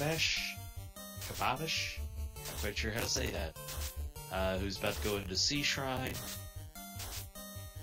And Sho is in the waterfall. I'm not sure if that means he's already done Sea Shrine or still needs to go there. Welcome whoever is joining us in Good Game. Ah, it's Artea. Oh, and Edge. GG Artea. GG. Hashtag roguelike crew. What was that? Edge, Split, and I have this theory that roguelike players are usually the most consistent. Ah. Yeah, you guys like ran away with this one. The early dive to Earth was a big play for the two of you. Not sure what everybody else did, but I mean, my logic was I'm level 4 with what was it, sabers or short swords or anyway, like no weapon worth a damn. And then I get to Melmond and they're pro rings, so well, just dive into Earth and try to pick up some money and some levels and then keep going. Yeah, and you knew you could get out with probably 2 fights. Yeah, and worst case, well, there's the, I tried to go kill giants even if after picking up the floater, but they were a bit too beefy for level 4 fighters with no weapons. You make it seem like you just narrowly avoided. No, then... well, you know, it's try it out, and if it works, it works. You get some gold, you get some pro rings. But in the end, it didn't matter, because the floater led you to, like, the Knight Starter Pack, which sets you up for the rest of the game. Yeah, the Sardia Islands also had the tail in there, which... And the adamant. Yes, for sure. Yeah, it's funny how the seed can immediately make a commentator look foolish, like when I talk about, well, you have to make a decision with the tail. Do you go do it now? Do you maybe wait to see about your black belt if you're going to level? And then you find adamant in the next chest and says, well, there goes that theory. What's a black belt? That was the Dan. Dano! Right. Yeah, I danned Dan at level 2 and never looks back. Artea brought him back a couple times to... No, everybody got to 6, and after that they just died, and I never bothered pressing anybody. Yeah, no, I got mixed up. I apologize. Split Punch brought his back a couple times against Kraken and against Chaos just to watch them get lamb-basted. It was entertaining.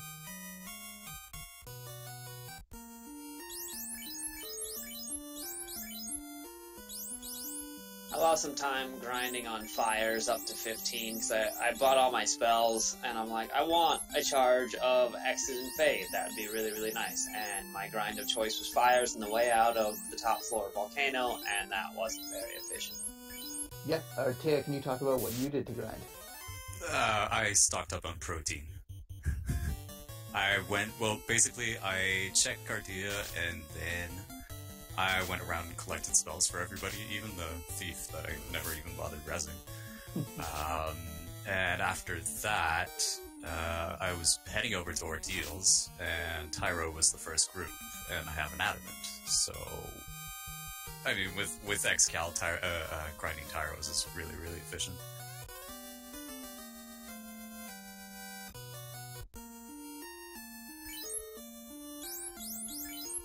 Yeah, it gave us a good opening to talk about the hard reset strats to keep reusing the same encounters at the beginning of the table, and it worked really well. You and Split Punch both did your overworld grind.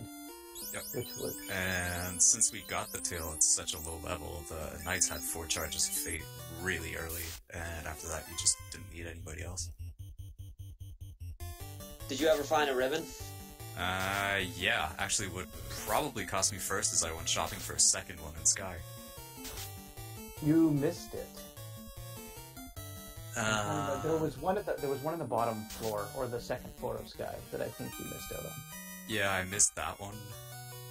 Definitely. There was another one on the 3rd floor on the right-hand side, I think. It was either top or right. And there was a free one in Sea Shrine on the way to Kraken. That also had the dragon armor in it. That was a pretty key room for the Night Sea. Yeah, that was really nice. No, dragon armor was in the waterfall. But there was a noble armor in there somewhere as well. What was that? Was it the Aegis Shield, perhaps? Possibly, yes. Yeah, Aegis Shield, I think, was in Sky. Yeah, I think it was right beside the ribbon there in that one room. Yeah. So the equipment in this seed was pretty friendly to the Knight. I mean, if these things had just been in one of those out-of-the-way places like Marsh, we could have seen a very different seed play out. Oh, this was definitely the definition of a god Night Seed. The low EXP kind of guided you towards Night, and then all of the gear just reaffirmed that it was the right decision. That's not always the case, but just the way the seed plays out, Knights were very much the way to go. Well, the thing about Knights is they don't need levels to be good. They just need gear. And after you get the gear, they also scale absurdly well. Not as well as a black belt, but you don't need 40 levels on it to do damage. Were you nervous at any point in TOFR with some of the high absorb enemies, or did you feel like you were pretty well equipped to handle it? Not at these scales. Not very scared about it. If somebody did have super high absorb, I could have just either toughed it out or taken the wipe or reset out, and I had a Vorpal sitting around, so that wasn't going to be an issue. So, random question, how about those vampires with Cure 4? I never even saw that. Just one of those amusing things that came up. I think I saw exactly one vampire. And then you quickly said bye to him. Yeah. The vampire.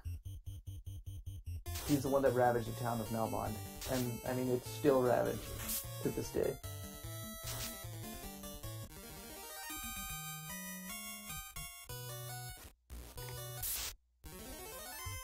Trying to see where our various runners are. It looks like Show is about to come up on the Sky Castle. Done with her custom sprites that I think she finished making this afternoon. Becoming more popular now. Basically, the floodgates have been opened to modified sprite sheets being used before the randomizer being applied, so the rules, such as they are, as long as the new sprite sheet is not like as long as it's staying true to what the classes are supposed to look like approximately, that anything goes, and encourage people to have fun with that. So a good question from Czar is, what did you think when you saw this roll party and no magic? Or no immediate magic, anyways. Fighters are awesome. Yeah, fighters are broken. I'm pretty used to running really wacky parties, so that wasn't really an issue for me. But I mean, it could have gone a lot worse and taken a lot longer to get through. Yeah, Question in chat, did anyone find Power Gauntlet? Split did find it because he checked different chests. It was in floor 2 of Mirage. I found it too.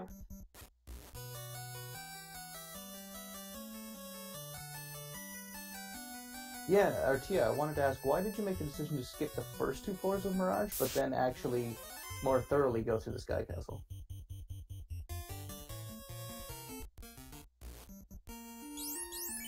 Folks, get the hype out. We have a war mech sighting.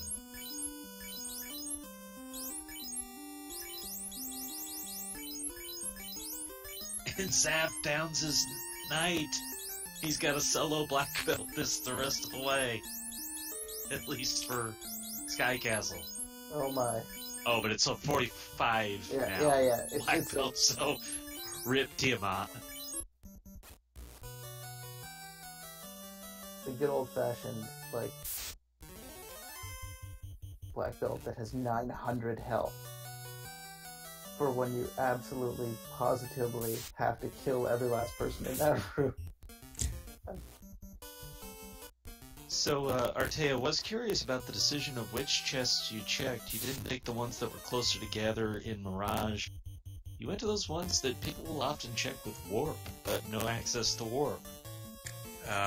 The encounters on Sky 2 are really friendly to a two-man party.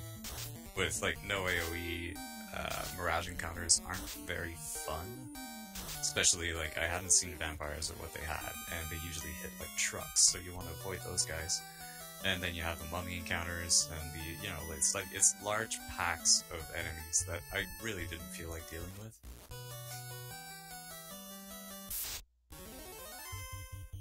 Meanwhile, an eye is going to go down pretty quickly. That's what you have to get. Do you Fair feel you enough. made it, looking back, do you feel you made any mistakes, or did it go pretty well for you? It went fine. I mean, I finished, like, within the range of RNG of Split. I could have played that better. I definitely took a few too many encounters that I didn't need to. But on the whole, I mean, I'm pretty happy with that. I would ask somebody who came second if they made any mistakes, but, like, you did finish, like, just right behind them. And it looked like the two of you had, like, almost precognition about what to do, but it mostly stemmed from the fact that the dive into Earth was a big choice for you both to make, and it kind of led you to make decisions after that. Honestly, like, the only other dive I could defend would be Marsh with super early TNT like that. No real weapons, no real gear, no money, no nothing. It's bound to cost you a bunch of time just hanging around Crescent Lake or Volcano because you're not equipped to handle those encounters yet. Yeah, so for you, it was an easy decision to go to Earth then? Is that what you're saying? Like, Oh, or... for sure. For sure. If go into the circumstances of how you came to that decision so quickly for people that are interested, like me? I'm level 3, I have no AoE, no nothing, no weapons. I'm not gonna go too far out of death. Meaning I'm not gonna go, like, to Volcano or Ice or Ordeals, which are places that are generally, based around you being level 10, 12, 13, around that, with much better equipment than what we had available at the time, given the no gold I had and everything around that. So, I mean, the only logical places to go would have been Marsh, which is more or less balanced around you being level 4 to 8, and Earth Cave, which isn't that much more difficult. Okay, so the decision to go to Earth is actually because you got there so quickly. If, for example, the TNT was, down in the bottom of Mars, and by the time you emerged out of there, you had already gained a few more levels, you might not have done it. Probably not. Interesting. Funny how close things can be. We have Sho has entered Temple of Fiends, although he reset out of it, so he's looks to be trying to change his encounter. Drumbordus is on Kraken, and Kababash is working through the Sky Castle. Those being the three of our remaining runners kind of at the head of the pack. We have lost another runner as Quicklet has withdrawn.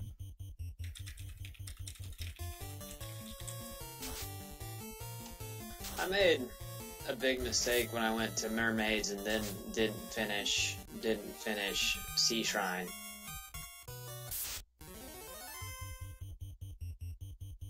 Was there anything down there in Mermaids? Mermaids was garbage. Mermaids was trash, and I find waters that hit me like a train. So I'm like, well, in a couple of levels, my ninja's going to get Ice 3, and that's going to make waters easier. But if I go to Kraken first, which I wasn't entirely comfortable at that level, but if I go to Kraken first, I get the ribbon, and then I'm not searching for a ribbon. That's what I spent 7 or 8 minutes doing. Sho is getting the business end of the Frostwolves having poison. They've put 2 of his parties to stone. Oh, and apparently the Giants had Squint too, so this party was just all kinds of fun. Tiamat sighting for Kabash. Kabash? Not quite sure how he pronounces that. I'm guessing it's Kababash, but I'm just guessing too. Can anyone chat type it out phonetically for us?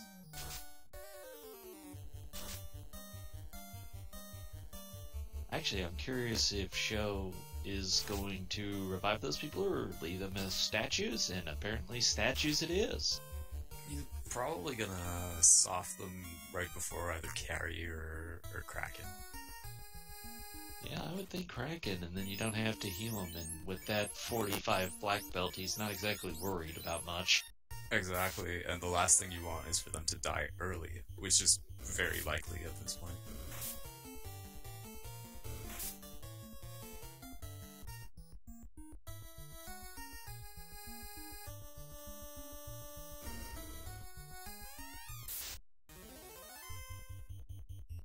Carolyn begins the hero run. Makes it to Tiamat.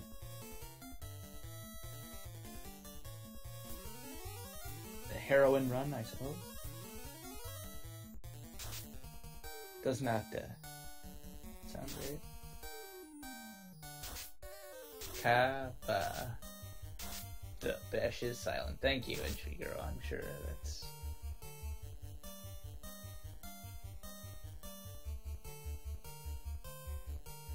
Interesting. Oh, by the way, if we didn't thank Czar for doing a wonderful job tonight with this restreaming and swapping these runners in and out, then let's do that now. Chad, how about a big round of thank you, Czar? And also thanks to Randomania for hosting us tonight. Take care of some business there.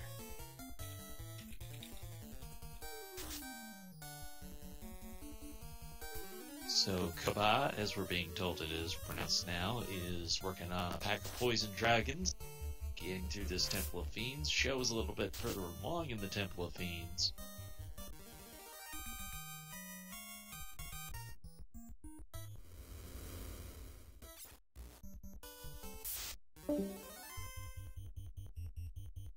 And Sho is soon to face Lich number 2.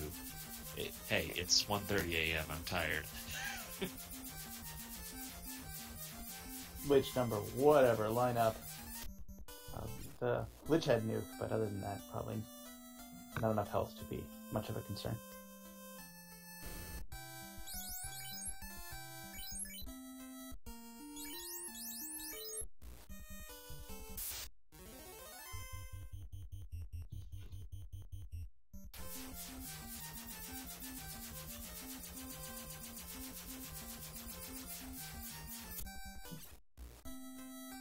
There go those Frost Wolves.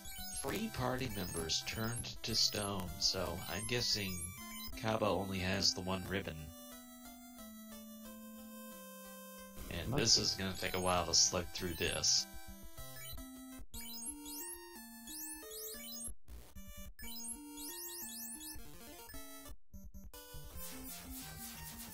Carrie, meanwhile, doing some non-trivial damage to that fighter.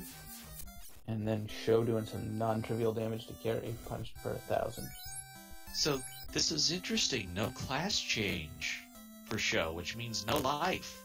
No, but he's got the saving those softs, I guess. The black belt has 937 health, so I think it's a one-man show. Huh? Yeah, Huh? but that just means he can't restore the other fighter. He can only bring the one back who is down to stone, so... Oh, the hero run there from the... Was it only 8? 2 large enemies. Oh, it was a niner. A niner lobster. Is that? Oh. Okay. Show? That gives you worse heart attack than Waters. Man show one more time. One man show. Thank you, Will.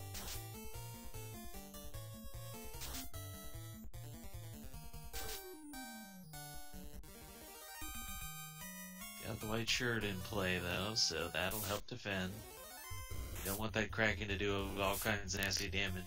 Somehow one-shot the black belt.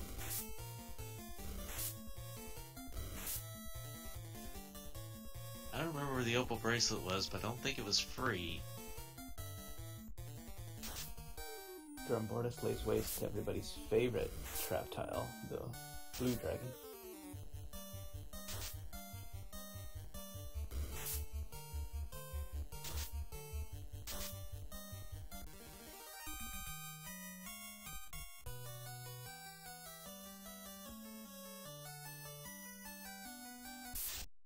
Show going for the Bane strats. I gotta respect that. That would have been pretty special if, like, you do 1100 damage with the black belt and then finish him off with poison smoke.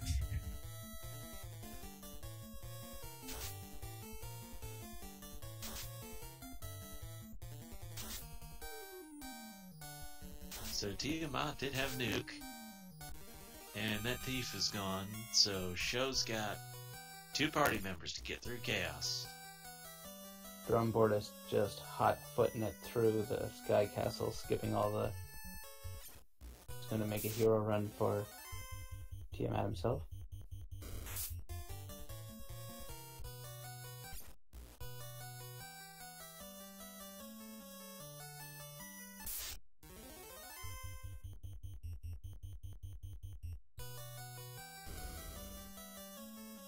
Kaba is working the way over to Lich. Right Show now. is trying to get past some more heirs who don't want to cooperate. They're the only elemental you can run from. There we go. Show does just that, and then immediately gets in another fight with them, and then runs from there. And finally gets to some safety and gets to use up maybe all those heal potions left. Yeah. Gotta make some decisions here. Which do you want left over for the fighter? He's going so fast I can't see how many he has. He's got down to enough. 6. Just barely. That is why you restock before you go to the past. I'm gonna put out Them's maybe the white shirt. Maybe not.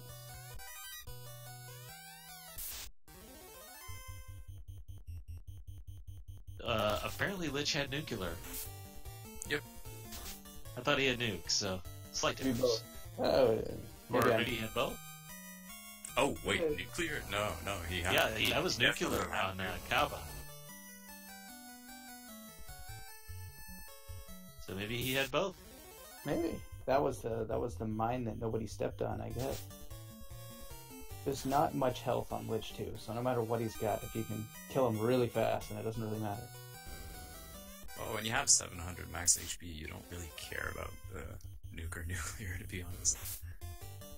And Show. The one-man show, as I've just exchanging blows with Chaos, but But looks he's fine. hitting harder, and Yeah. he's going to finish Where's he finished? 4th place with a time of 2 hours, 19 minutes.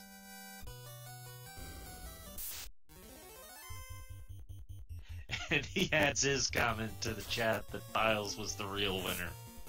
So there you go, Files. Somebody who agrees with you. Yeah, and that was the other strat, the good old-fashioned grind the black belt, and it does take longer on the lower experience boost, so that's what happens. Yeah, but we're talking about a race with 16 runners, and he finished 4th with that strat, so yeah, it paid its dividends. And I don't know if he didn't dive right away and get the floater either. Like, who knows how much time could have been saved if he had stuck with the black belt strap but still found the floater sooner.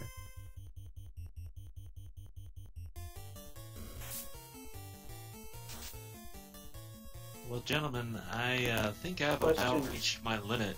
Zara, I'm not sure if you want to take over from here, or maybe Artea would like to stick around more. Oh, I need to go pass out. Understand fully. Yeah, I'm working on like 28 hours now. I really need some sleep.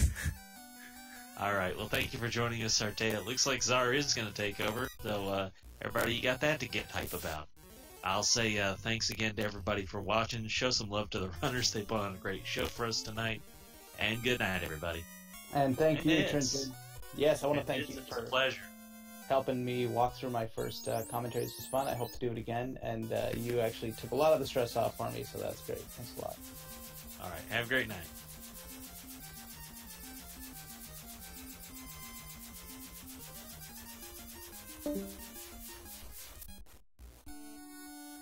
It looks like it's just me.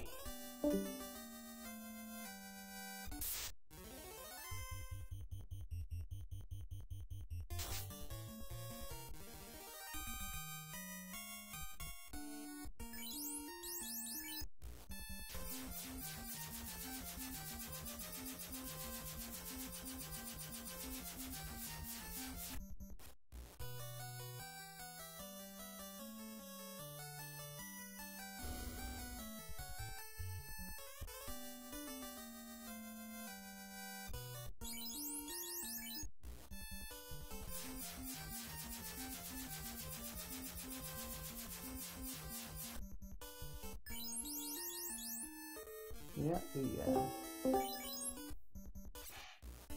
Hello, hello. Hello.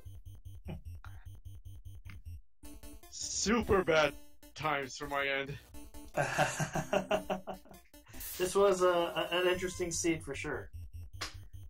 Yeah, the no magic caught everybody by surprise right off the bat. So, what did that say to you right away? Well, I figured that this was going to be a definitely like level up my fighters / black belt sort of thing, and seeing is where like, you know, who finished, was it? God, Split Punch took this Split one. Punch, like where he finished. I figured that from where I was, that Topher was going to be fairly simple, especially because I leveled my black belt to 42. Yeah. So, what on say grinding the fighter and knights versus grinding your black belt? Well, I was gonna grind the fighters anyways, just so they could be tanks. I went to ordeals first. That kind of paid off with the early Masa, and so I grinded on zombie dragons, I think to like 15 or 16, and then I went to Volcano. Found out Agamas had Stone Touch and hit really hard, but the red dragon was grindable, and I just spent a lot of time getting my black belt to 42, just because fast wasn't available, I don't think. No, it was not. Yeah. And so, even with the class change, you know, I was like, well, not sure how the boss is going to roll. So I opted to play it safe and do that. Of course, I had to make 2 trips into Volcano to get out and then back in. And I ended up, I think I only did to 32 or 33, and then I went to Ice Cave, where I got the crown, and I finished grinding at 42 because the eye was really easy. And then headed into Earth. As soon as I found the floater, I think that's when Split finished. I was like, oh, okay. Yeah, we had Split in our go in here a little earlier, yeah, and they were saying that they just sort of based on how quickly they got to Melmond was why they sort of decided they both dove into the first floor of Earth right off the bat and found the floater, and that's what kind of at that point. So anybody that didn't do that probably wasn't going to catch them, but you were actually pretty close behind for considering how much longer it took you to find the floater in Earth. Yeah, that first floor, Earth cave floater, which it's been more and more, but generally when I play, or a lot of past few races that I've done into my chess, the floater has been vanilla, so I've generally I gamble ice cave first, but no ribbons, which I thought was really interesting. But further back, like one of them was in Sea Shrine. They took a lot longer to find this time, which made the early game really deadly. Yeah, so but overall pretty solid. I can't complain with the 219.27, which is generally what I've been averaging about this first round seeds. They are pretty brutal, especially with the grinding options. I grinded because I got to Crescent Lake really early, and I opted to grind the giants because I could kill them, and so I did that to level 8, and that ended up working in my favor when I went to Ordeals. Yeah, Ordeals was a bit of a trove of treasures, including the Master Moon there. Yeah, Master Moon. I think the black shirt was there too. Why didn't I not gamble at Ordeals instead of Ice Cave? Yeah, what was in ice again at the bottom? Was it the crown something? Crown was in the incentivized chest. Crown at Ruby. Yeah, the ruby was down there in the chest, whatever that silver floor that is. It's competitions for the silver sword.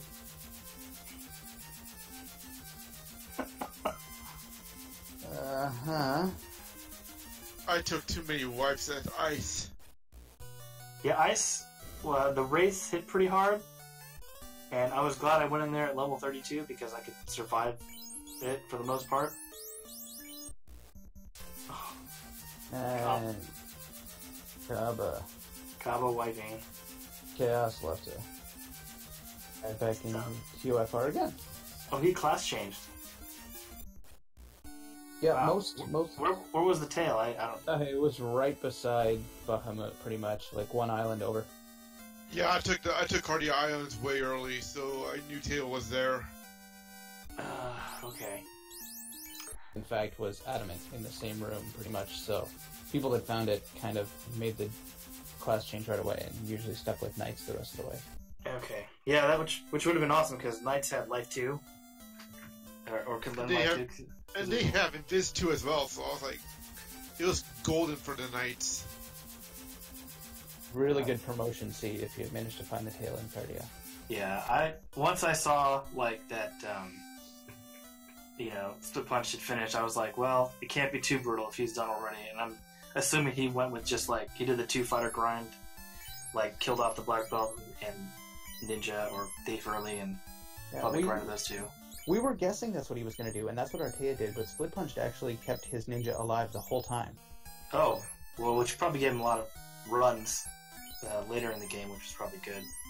It probably did, and it also gave him a few casts of Ice 3 and some other things that he was using. On the water floor, he ran into like pretty much 4 or 5 consecutive fights against waters, which is ridiculous.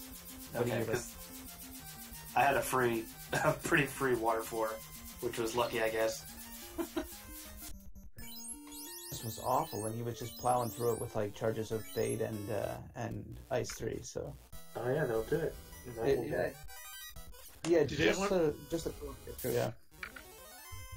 Yeah, I think I was the only one who didn't class change. It looks like. Did anyone find the black shirt? Black shirt was in Ordeals. Because I had it pretty early on. I had white shirt. That's all I found. Yeah, white shirt was... Where is this? Was in one of the Crown Lock chests, I think. No, it was, I believe it was the Titan's Cave where I found it. Maybe, yeah. I remember. But I figured Artea would do the double fighter thing. He's really good at it, especially, Yeah, and so obviously it worked out because he got second and was only like a few minutes behind. Yeah, he was very close to Split Punch. They could have just been, the luck of the draw in that difference between them. Meanwhile, Kababish fighting through some frost, wolves, and giants. Yeah. Oh man, Kraken being a jerk to Drimbordis there. I think for me, having the two players that were stoned after the Frost Giants or Frost Wolves cast poison or whatever, that was actually quite beneficial because it allowed me to keep them alive for the end game. Yeah, the knights having life too is also worked out for the people that had them because you could just sort of leave them dead and pull them back whenever you need it. I think that Split Punch in particular, like just after beating Tiamat, just grinded right before getting to Chaos to kill one of his knights so that he could resurrect him at full health. He's like out of heals pretty much, so.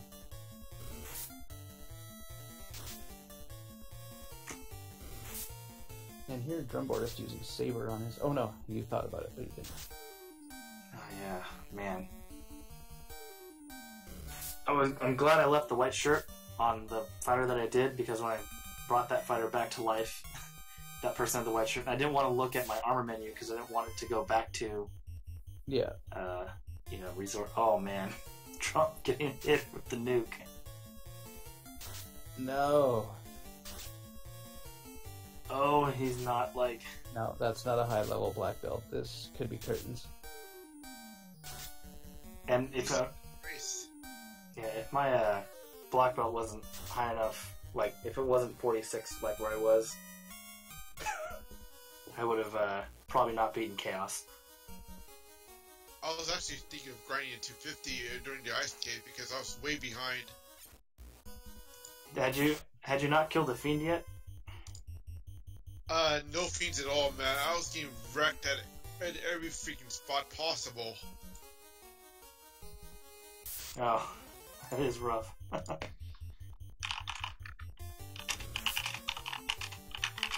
There's one more runner remaining off stream. Says Sardia, Salty Fry, who will get in here when we have an opening.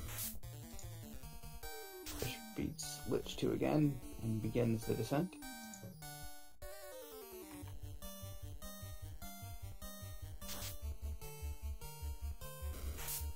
Yeah, so Arta and Split Punch, if you guys are in chat, what level were your guys' fighters when you guys finished? I am actually guessing maybe above 40 at least for their party. They were a little lower than that. I don't think they cracked 30. They entered... I can't remember.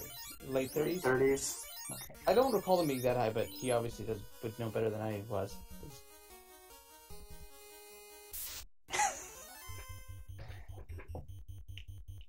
Entered Topher around 27. You got to your late 30s? Jeez. Yeah, I think they were closer to 30. Wow. But like fully kitted out, he had the Dragon Armor, Aegis Shield. One of them had a ribbon. Massive Moon Excalibur, very well equipped. So Hashtag Topher 2 man. That is correct. I'm actually surprised that I finished this seed as fast as I did.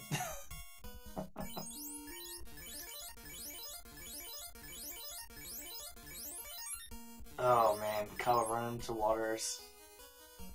if he's on the same track as Split Punch was, he might get like 4 fights of waters in a row or something ludicrous. Oosh.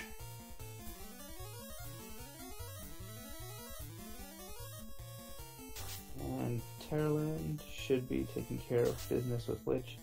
He has, I think, nuke and possibly nuclear, but not much health. Okay.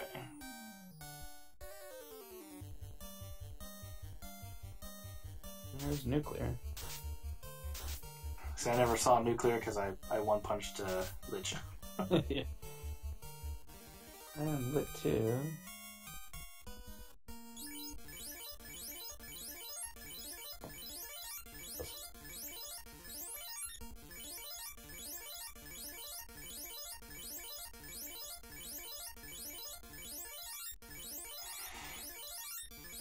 Yeah, Drum, I don't know if he's going to be able to get through it unless he's got some ribbons and some stuff.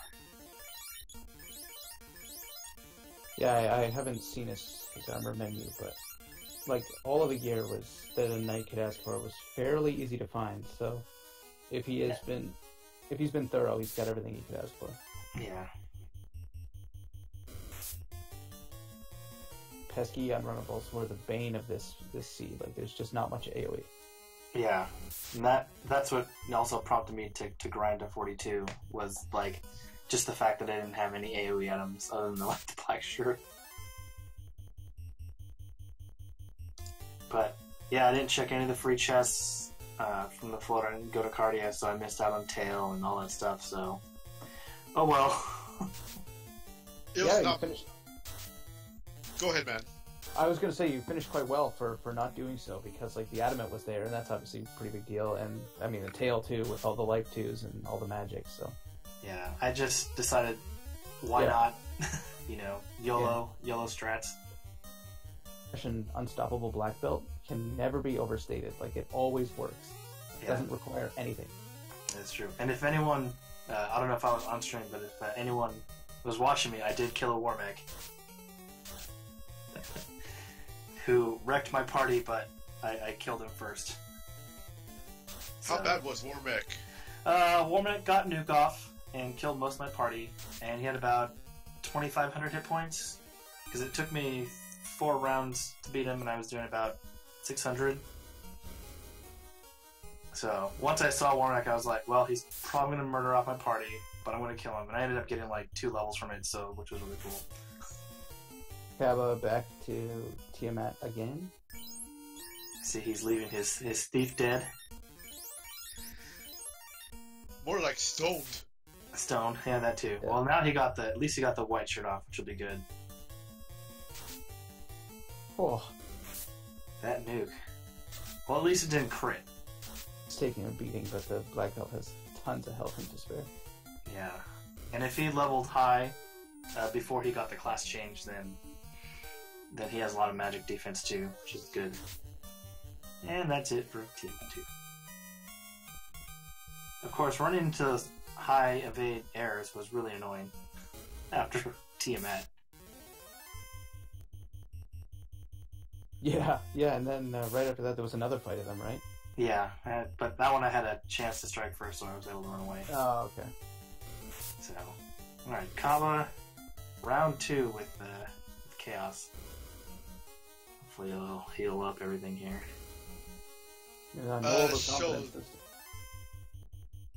Go ahead. So, did you run into any Pete's earlier in Crescent Lake? I didn't run into any peds until I got to Volcano, but I just ran from them. Dude, they were super beefy, dude. I couldn't even get through one of them. Oof. Well, I'm glad I ran. Yeah, the grind to do was if you could pull off the overworld grind by manipulating by like resetting and fighting Tyros, they were pretty easy, and yeah.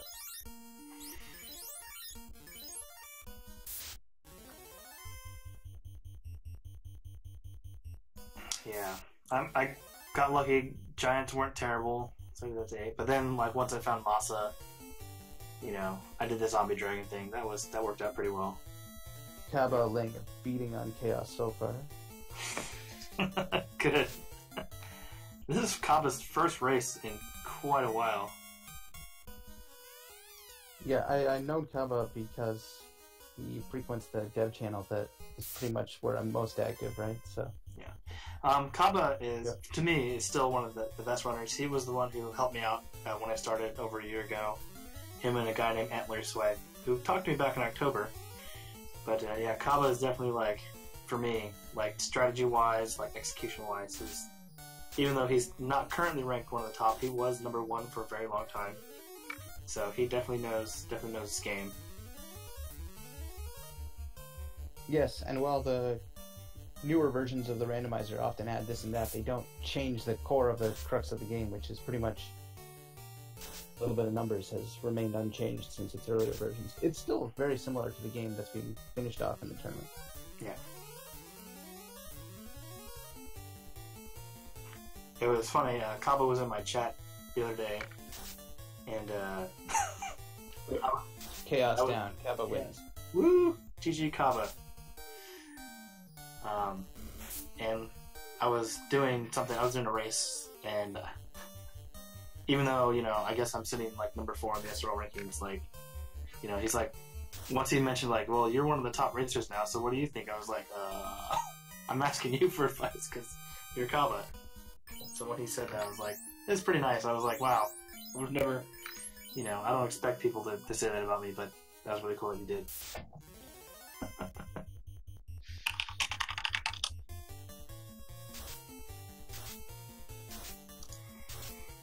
And now we might have room for Salty Fry if he's still going. In the top right, we got Germ Bordist, who is bashing away on another unrunnable group of waters, and he has the same luck. It could be a whole bunch of these in a row.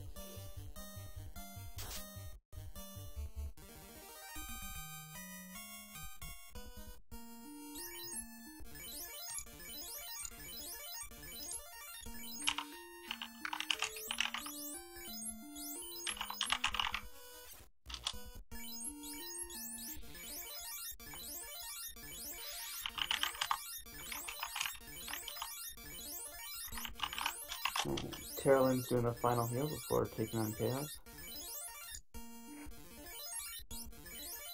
She looks like she's got a pretty balanced party in terms of like leveling and stuff.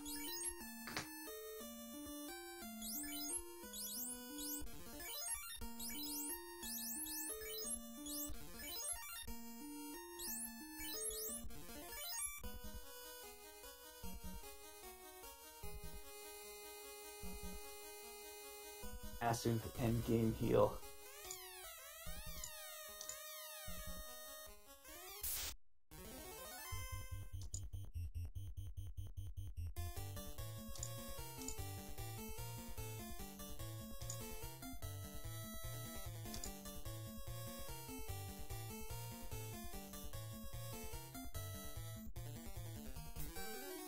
Setting up the wall for someone that probably doesn't have a ribbon on. The Invis 2. A couple casts of that. One with the white shirt, one from the Knight.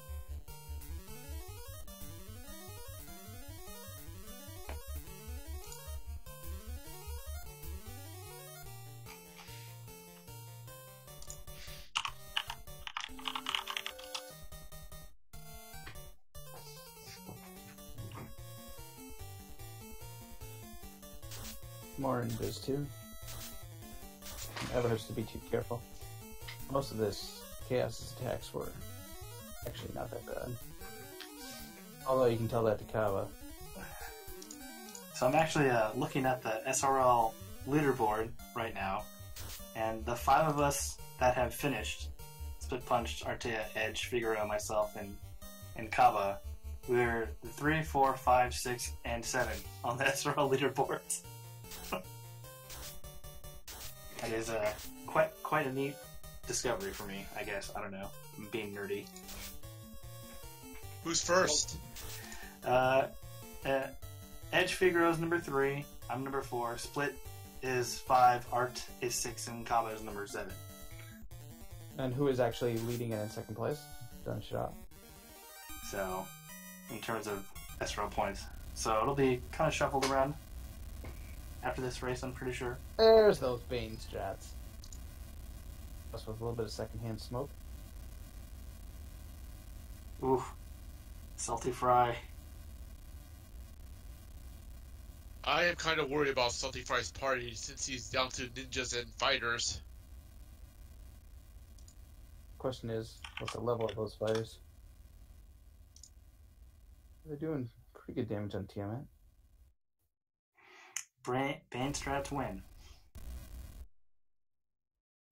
3 out of 256 times works every time. Time to chug back some heals. Oh, his DPS He does is not. really low. To heal his whole party. I wonder if he has any charges of life too, if he's going to try and do the old kill him and res him. Doesn't look like it. I don't know. If he was gonna, he probably wouldn't have given him all those potions. Hello, hello, GG, Sterling. Thanks. No, If he was you gonna, he probably banned wouldn't have given him all those Chaos there. potions. Hello, hello, GG, Sterling. I also banned Kraken too. Oh, I guess I missed that. You banned Chaos there. That's the So way what to did do it. what did you do? I ended up grinding a black belt to 42, which obviously took a long time. I went to Ordeals first, which got me the Masa, which was a huge benefit. But I didn't have any ribbons, so I did Topher ribbonless. I managed to get all 3 ribbons, actually, and the dragon armor, and the Aegis shield. Basically, I was running around looking for the crown for dear life. Once I found the 3rd ribbon, I was like, okay, there's only 2 incentivized items left. The crown and the ruby, and I hadn't checked dice yet. So that was like the last place you went to? Yeah, I was hoping I could get by without it, especially after I found all those goodies in Temple Ordeals. Yo! From Boris down to black. Oh, a single knight on one knee. Not Hold looking- A to it. not That's what looking I ended good. up having to do. Whole day to win. But yeah, that got pretty insane toward the end. Yeah, so you class changed? I'm assuming that you class changed. Well, yeah, you class changed. Did you class change? Yeah, I was not gonna do big black belt strats this time around, so I was content to class change as soon as I found the tail in the airship. Yeah, I was hoping to find the tail, but I ended up didn't because once I saw that split punch had finished, I assumed that Topher was fairly easy, which it wasn't. But for me, my party where it turned out to be okay. My 42 black belt, I just pretty much one-shotted all the fiends. But I was so far behind because I did 2 dives into Volcano just to level to 32 for the black belt, just because I didn't see it fast. I was hoping to get a class change for the ninja, and of course the life 2 charges on the knights, but I didn't. Oh Yeah. boy. It's really too bad the ninja didn't get anything really good. Yeah, Strong wins through Salty Fries party, takes down Black Belt. He's taking a beating. Your character's left. I'll admit I was shocked at that Bane kill. I'm like, oh crap, I needed that done. Hanging on by a thread. Well, Salty friend. after I saw all that evade, Did Chaos have high evade? I don't know. it was decent enough. My mass immune equipped knight with a couple power bombs was still only hitting once. Okay, because with the black belt being so overpowered, I was hitting him for like 500 or 600, so it just Yeah. took me a couple rounds. There was like what could possibly go wrong for the fighter level up parties, and it was more a question of crazy high absorb, something like that. And in the end, he wasn't too bad. If you were high enough level, you managed to cut through. But hanging on by a thread here. I guess Art. Oh, it's over. No, Oh no. it's rough, Salty Fry. Blast continues. One last 2 to my own horn there, and that's the Be Kraken different. 2 kill. I was all set up for a Well, long slog, and Biz 2s, everything, and then first shot, thief goes, Bane, win.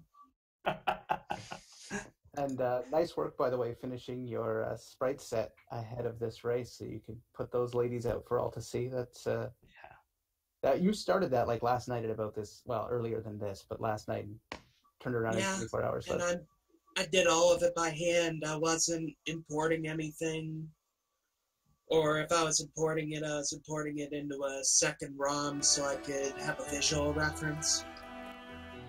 Yeah, those sprites look really, really good. I wish we'd have got to see the hats. Yeah, when I saw the forced party, I was like, oh, we're in for a long night. And then it turned out to be probably one of the shorter R1 seeds I've done. Yeah, like I'm really surprised that I finished in 2 hours and 20 minutes. Yeah, all the wicked weapons were like right there, easy to find, and were just kind of meh. They didn't have all the deadly attacks. Cool. Well, I'm gonna step out. Thank you guys for having me, and everybody, make sure you follow all the runners, follow the commentators, you know, and continue watching these crazy league races because that's exactly what they are. So I'll continue watching the stream, and but have a good night, everybody. Good night. Night. I think I'm gonna do the same. I need to eat something. And chances are there's gonna be a salty run back at the end. So I'll catch y'all for that.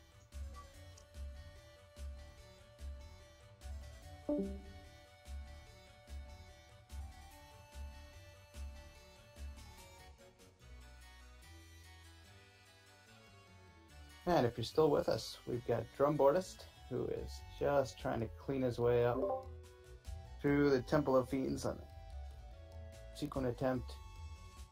It's been about an hour since Split punched first place time in the 140s. Short of 3.5 hours is good for a score. So he's still got time to make this worthwhile, depending on what his current score is. 2 with Nuke and Nuclear. But not much health.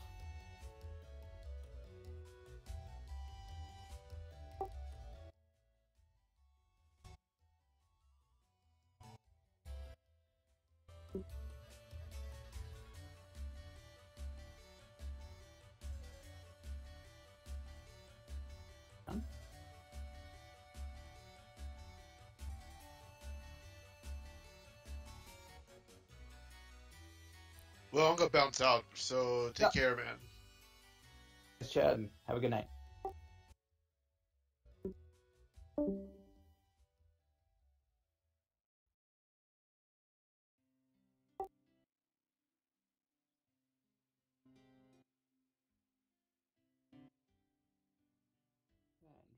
Almost through the fire floor. Not too much to worry about in terms of unrunnables here. Put it to carry. He's going the distance. We got cake references, ladies and gentlemen. Hello, he's got a huge group of people cheering for him, which is really something for 2 o'clock in the morning where I am.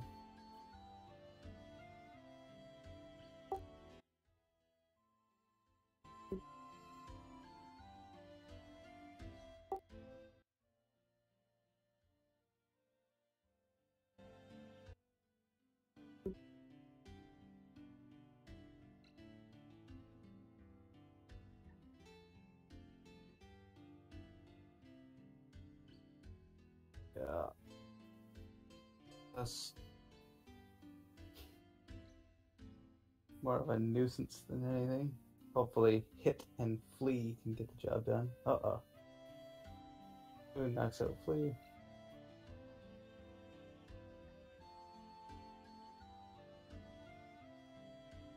Yeah, Drumboardist is a fairly balanced party, so it doesn't really matter who's up or down. He should be able to finish off carry here. And he's got Knights, so he should have life too, so he should be able to resurrect everybody.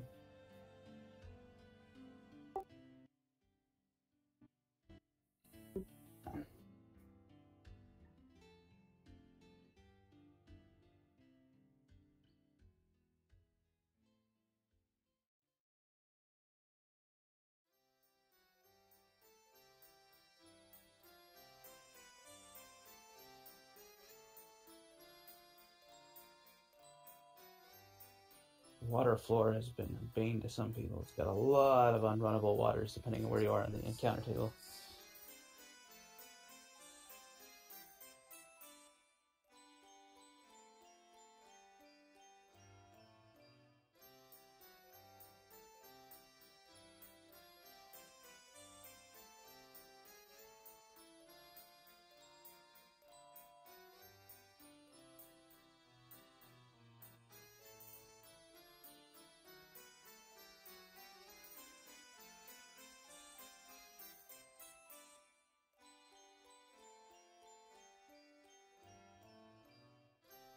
Question 2, chat, for all the people still there. It's been a lot of fun for me to comment on a game to an audience of people who, by and large, know more about it than I do. I hope I didn't embarrass myself too badly.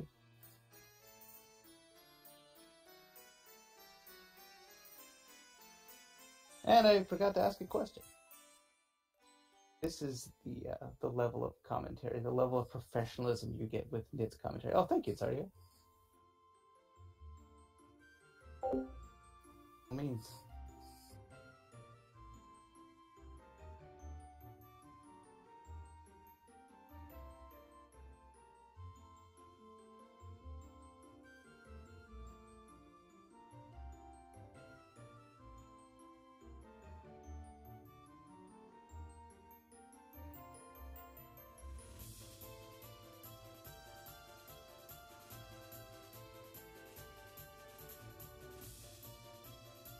The old cure for vampires. Some would say it's blasphemy. And they'd be surprised to find the vampires successfully curing themselves, because apparently it is blasphemy.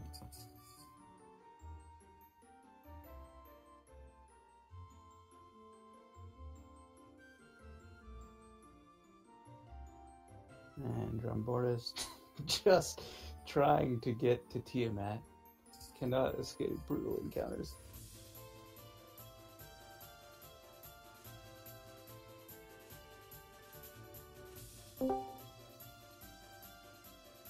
Hello. Hello. Let me let me mute my thing here, because apparently you're coming through my computer, not my microphone. So Biggest of us. You know, I had a link to the Speedrunner Live website with all the streams going when I was connected to the mic, and it just, like... Sound recursion nightmare. 17 feedback loops. Gotta love it. It's my first day. And no one's gonna hold it against you here. I hope not. Nah. It's like Drum ran into the Twilight cosplay fan club here. Always a dangerous fight this late. Alright, Drumboard is trying to lay it to Tiamat to get the chaos. He's not got a lot of health on those nights. Because as Edgeworth would say, this is a very dicey situation. Does he have no heal potions left? Doesn't have anything left. He's dead. Oh, he's dead now, yeah. Is he gonna call it? I don't know. I think he's gonna phone this one in. As we approach the 3-hour mark, it would be a pretty low score at this point. He's a half an hour away from being double. Nah, he just, on his stream, he just gave the done hand signal, so it looks like he's forfeited out of this bad boy. Alright. Well, that pretty much... Oh, has he come to say... Hello.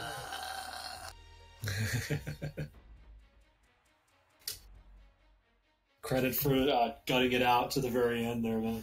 I just, like, after the second or third one, once you saw the nuke, I don't have enough hit points. I should have immediately gone someone else for the grinding to try and at least get enough hit points or just fight better or whatever.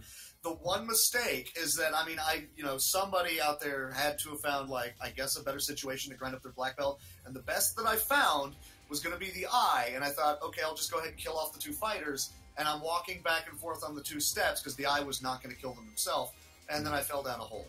And let's just keep going from here. And no, that was the wrong. I should have gone right back to the eye.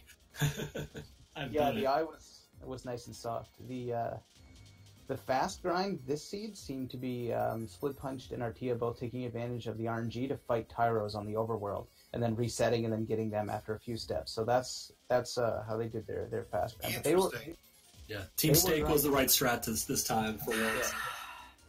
I didn't even see a Tyro. I would have punched him out. See? Yeah. Also, both found the floater in Earth right off the get-go, so that also... Yeah, another thing is immediately doing Earth, because I went everywhere. I did the crown stuff. I considered going into Marsh, like, all right, let's go ahead and look in Earth Cave. Oh, son of a... Yeah, I think what happened is it was so easy early that you got through there at like level 4 or 5 because low EXP, no boost. And so if you went to the harder places, you would get bogged down with the encounters you had to fight or whatever. But the people that checked out Earth, because it's just an easier dungeon, managed to get out of there more easily. The one reason I didn't want to do Earth is I'm sitting here thinking, okay, we don't know what wizards are going to have yet, and I have seen that the Gur Imps have, what, Blizzard? Like, I don't really... Or there's Scorch or something like that. Like, level 4, level 5, if there's more than one on the screen, I could wipe right there. I don't really want to do that. So yeah, I went towards the more experience-heavy locations, but the Peds were beefy too. It was just... Everything was a crapshoot. Like, the best I saw maybe was the Fires, but they were hitting a little hard, and This is a rare circumstance where I would have actually had a chance in this like multiplayer race, because I actually have a habit of going Earth 1, and there would have been 3 of us who had got that early floater. I probably still would have finished like 7th, but I would have been in the running. Well, also doing ordeals fairly early on to get the Mass Moon was pretty big. It sped up a lot of grinding, but again, I couldn't find anything to really put it to good use on. So I'm just beating my head against the TOFR wall going, something work, please. I mean, at least I got to Chaos, right? I did that. Yes. Yeah, the fortunate thing that Artea and Split had in common is that they didn't get enticed into, like, and they're not really necessarily inclined to grind Black Belt, especially not Artea, but they were discouraged from doing so by finding what they found when they did. So they knew they could two Knight and potentially Ninja the rest of the game, as opposed to grinding up the Black Belt, which saved them probably an easy 15 minutes there. I mean, yeah, either power up the Black Belt or the weaponry that was there. Yeah, I just needed more levels to be able to survive all that stuff and hit things, and I just...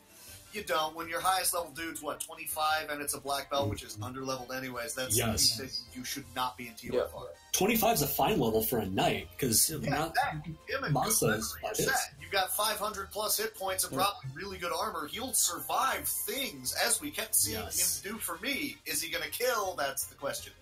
Mm-hmm. Yeah, I think the idea that the Black Belt just needs more levels and there wasn't enough EXP boost that led them to grind their fighters instead. Like, their Black Belts were dead the whole game.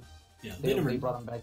They never had any reason to grind the Black Belt because you already had all the equipment you needed to tank with both of those Knights, and I think they kept the Ninja alive, or at least Split did, for the sake of running and potentially Black Mage buff spells like Temper or Fast, whatever happened to come out. Saber won. Saber was there, but he ended up not really using it. He was mostly using the charges to cast like Ice 3 and stuff to help cut through the waters, unrunnables. Yeah, the waters. Oh man, water floor. Mm-hmm. But it could have gone either way between Split and Artea. I think it was just a little bit better RNG on his end, tiny little bit better execution, but neither he nor Artea did anything categorically wrong. Did everything exactly as they should have done it. Party selection be damned, who you Dan and not down. I mean, I'll readily admit I fell into the trap of you see the Black Belt, he's got to be the guy, despite everything else pointing you at 2 fighters, dude. Look at what they got. Just go with it. And I even said to myself, I could go break them right now. I could get Excalibur. We could be great. And no, let's keep looking for something for the Black Belt. Well. That's the thing. Like, even I, at some point, I said, you know what, the Black Belt is completely and utterly useless in this seed, and I never say that.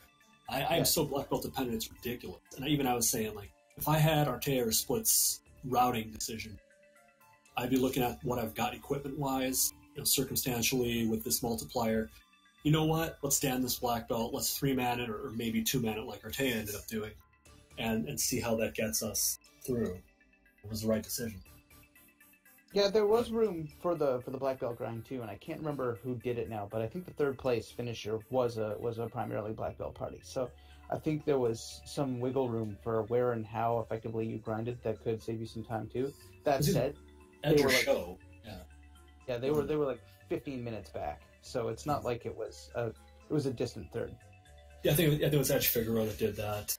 I know he and Show both grinded their black belts up. So if they hadn't done that, I don't know where they would have ended up, because their routing didn't really lend them to doing the same party configuration that Arte and Split had.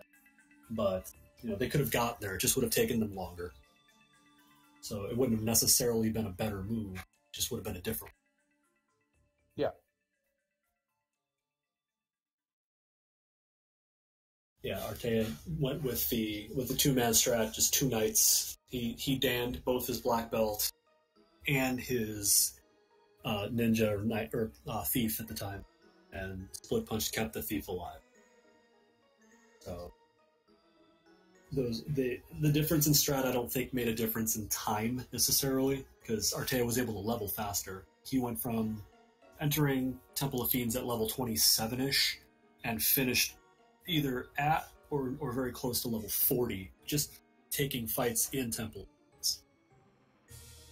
because he only had 2 characters soaking up all that XP. Yeah, I was actually thinking about doing a bit of a grind in there, but I mean, no way to save, so if you wipe, you wipe, and well, I did anyways. So. Did you have access to any? You didn't have access to exit or warp, did you? No, there wasn't any exit or warp to be had, I'm afraid. Yeah, then grinding in Hofer would have been problematic, because you're going to be soaking up resources just from the grind alone, and you don't have the option of going back out buying more heals or refreshing your spells. Yeah, so really it should have just been, push through and take the fights as you get them, and then hope you make it through, really. I tried, but again, 4 people, all of them a little bit too low, versus 2 mega powers. I made the wrong call. That was it. You and most other players, I think, did. No kidding. It was not the most obvious move to do either, and no. And everyone, you do what you do, and sometimes it works, sometimes. I'm really curious what would wound up happening, at least on my end, if I had actually had the black belt survive and actually, pull off the grind I wanted to. Would a 32 black belt have been any better? And secondary follow-up question: did anyone find any ribbons? Yeah, there was one in the Sea Shrine, one in Mirage. The third one was somewhere. I can't remember. I think Terra found it somewhere. Yeah, I was in go mode by then, so I wasn't opening things. I think ribbon was in one of the free chests in Sea Shrine, wasn't it? I'm sorry, fellas, but the red light is flashing on here, so I think with all the runners completed, we're going to have to wrap up the seed. So, Sure. Is there anything else you wanted to ask me about what you might have missed before we close it down? No. For joining, and have a good night, guys, and great runs, and thank you, everybody, for participating. This was a lot of fun for my first commentator, and here I am to shut it down. You damn fine job for your first commenting. Thank you very much. Thanks, everybody, for showing up, and be sure to come up for the next ones. And we love having you. Thanks so much. Cool. Everybody.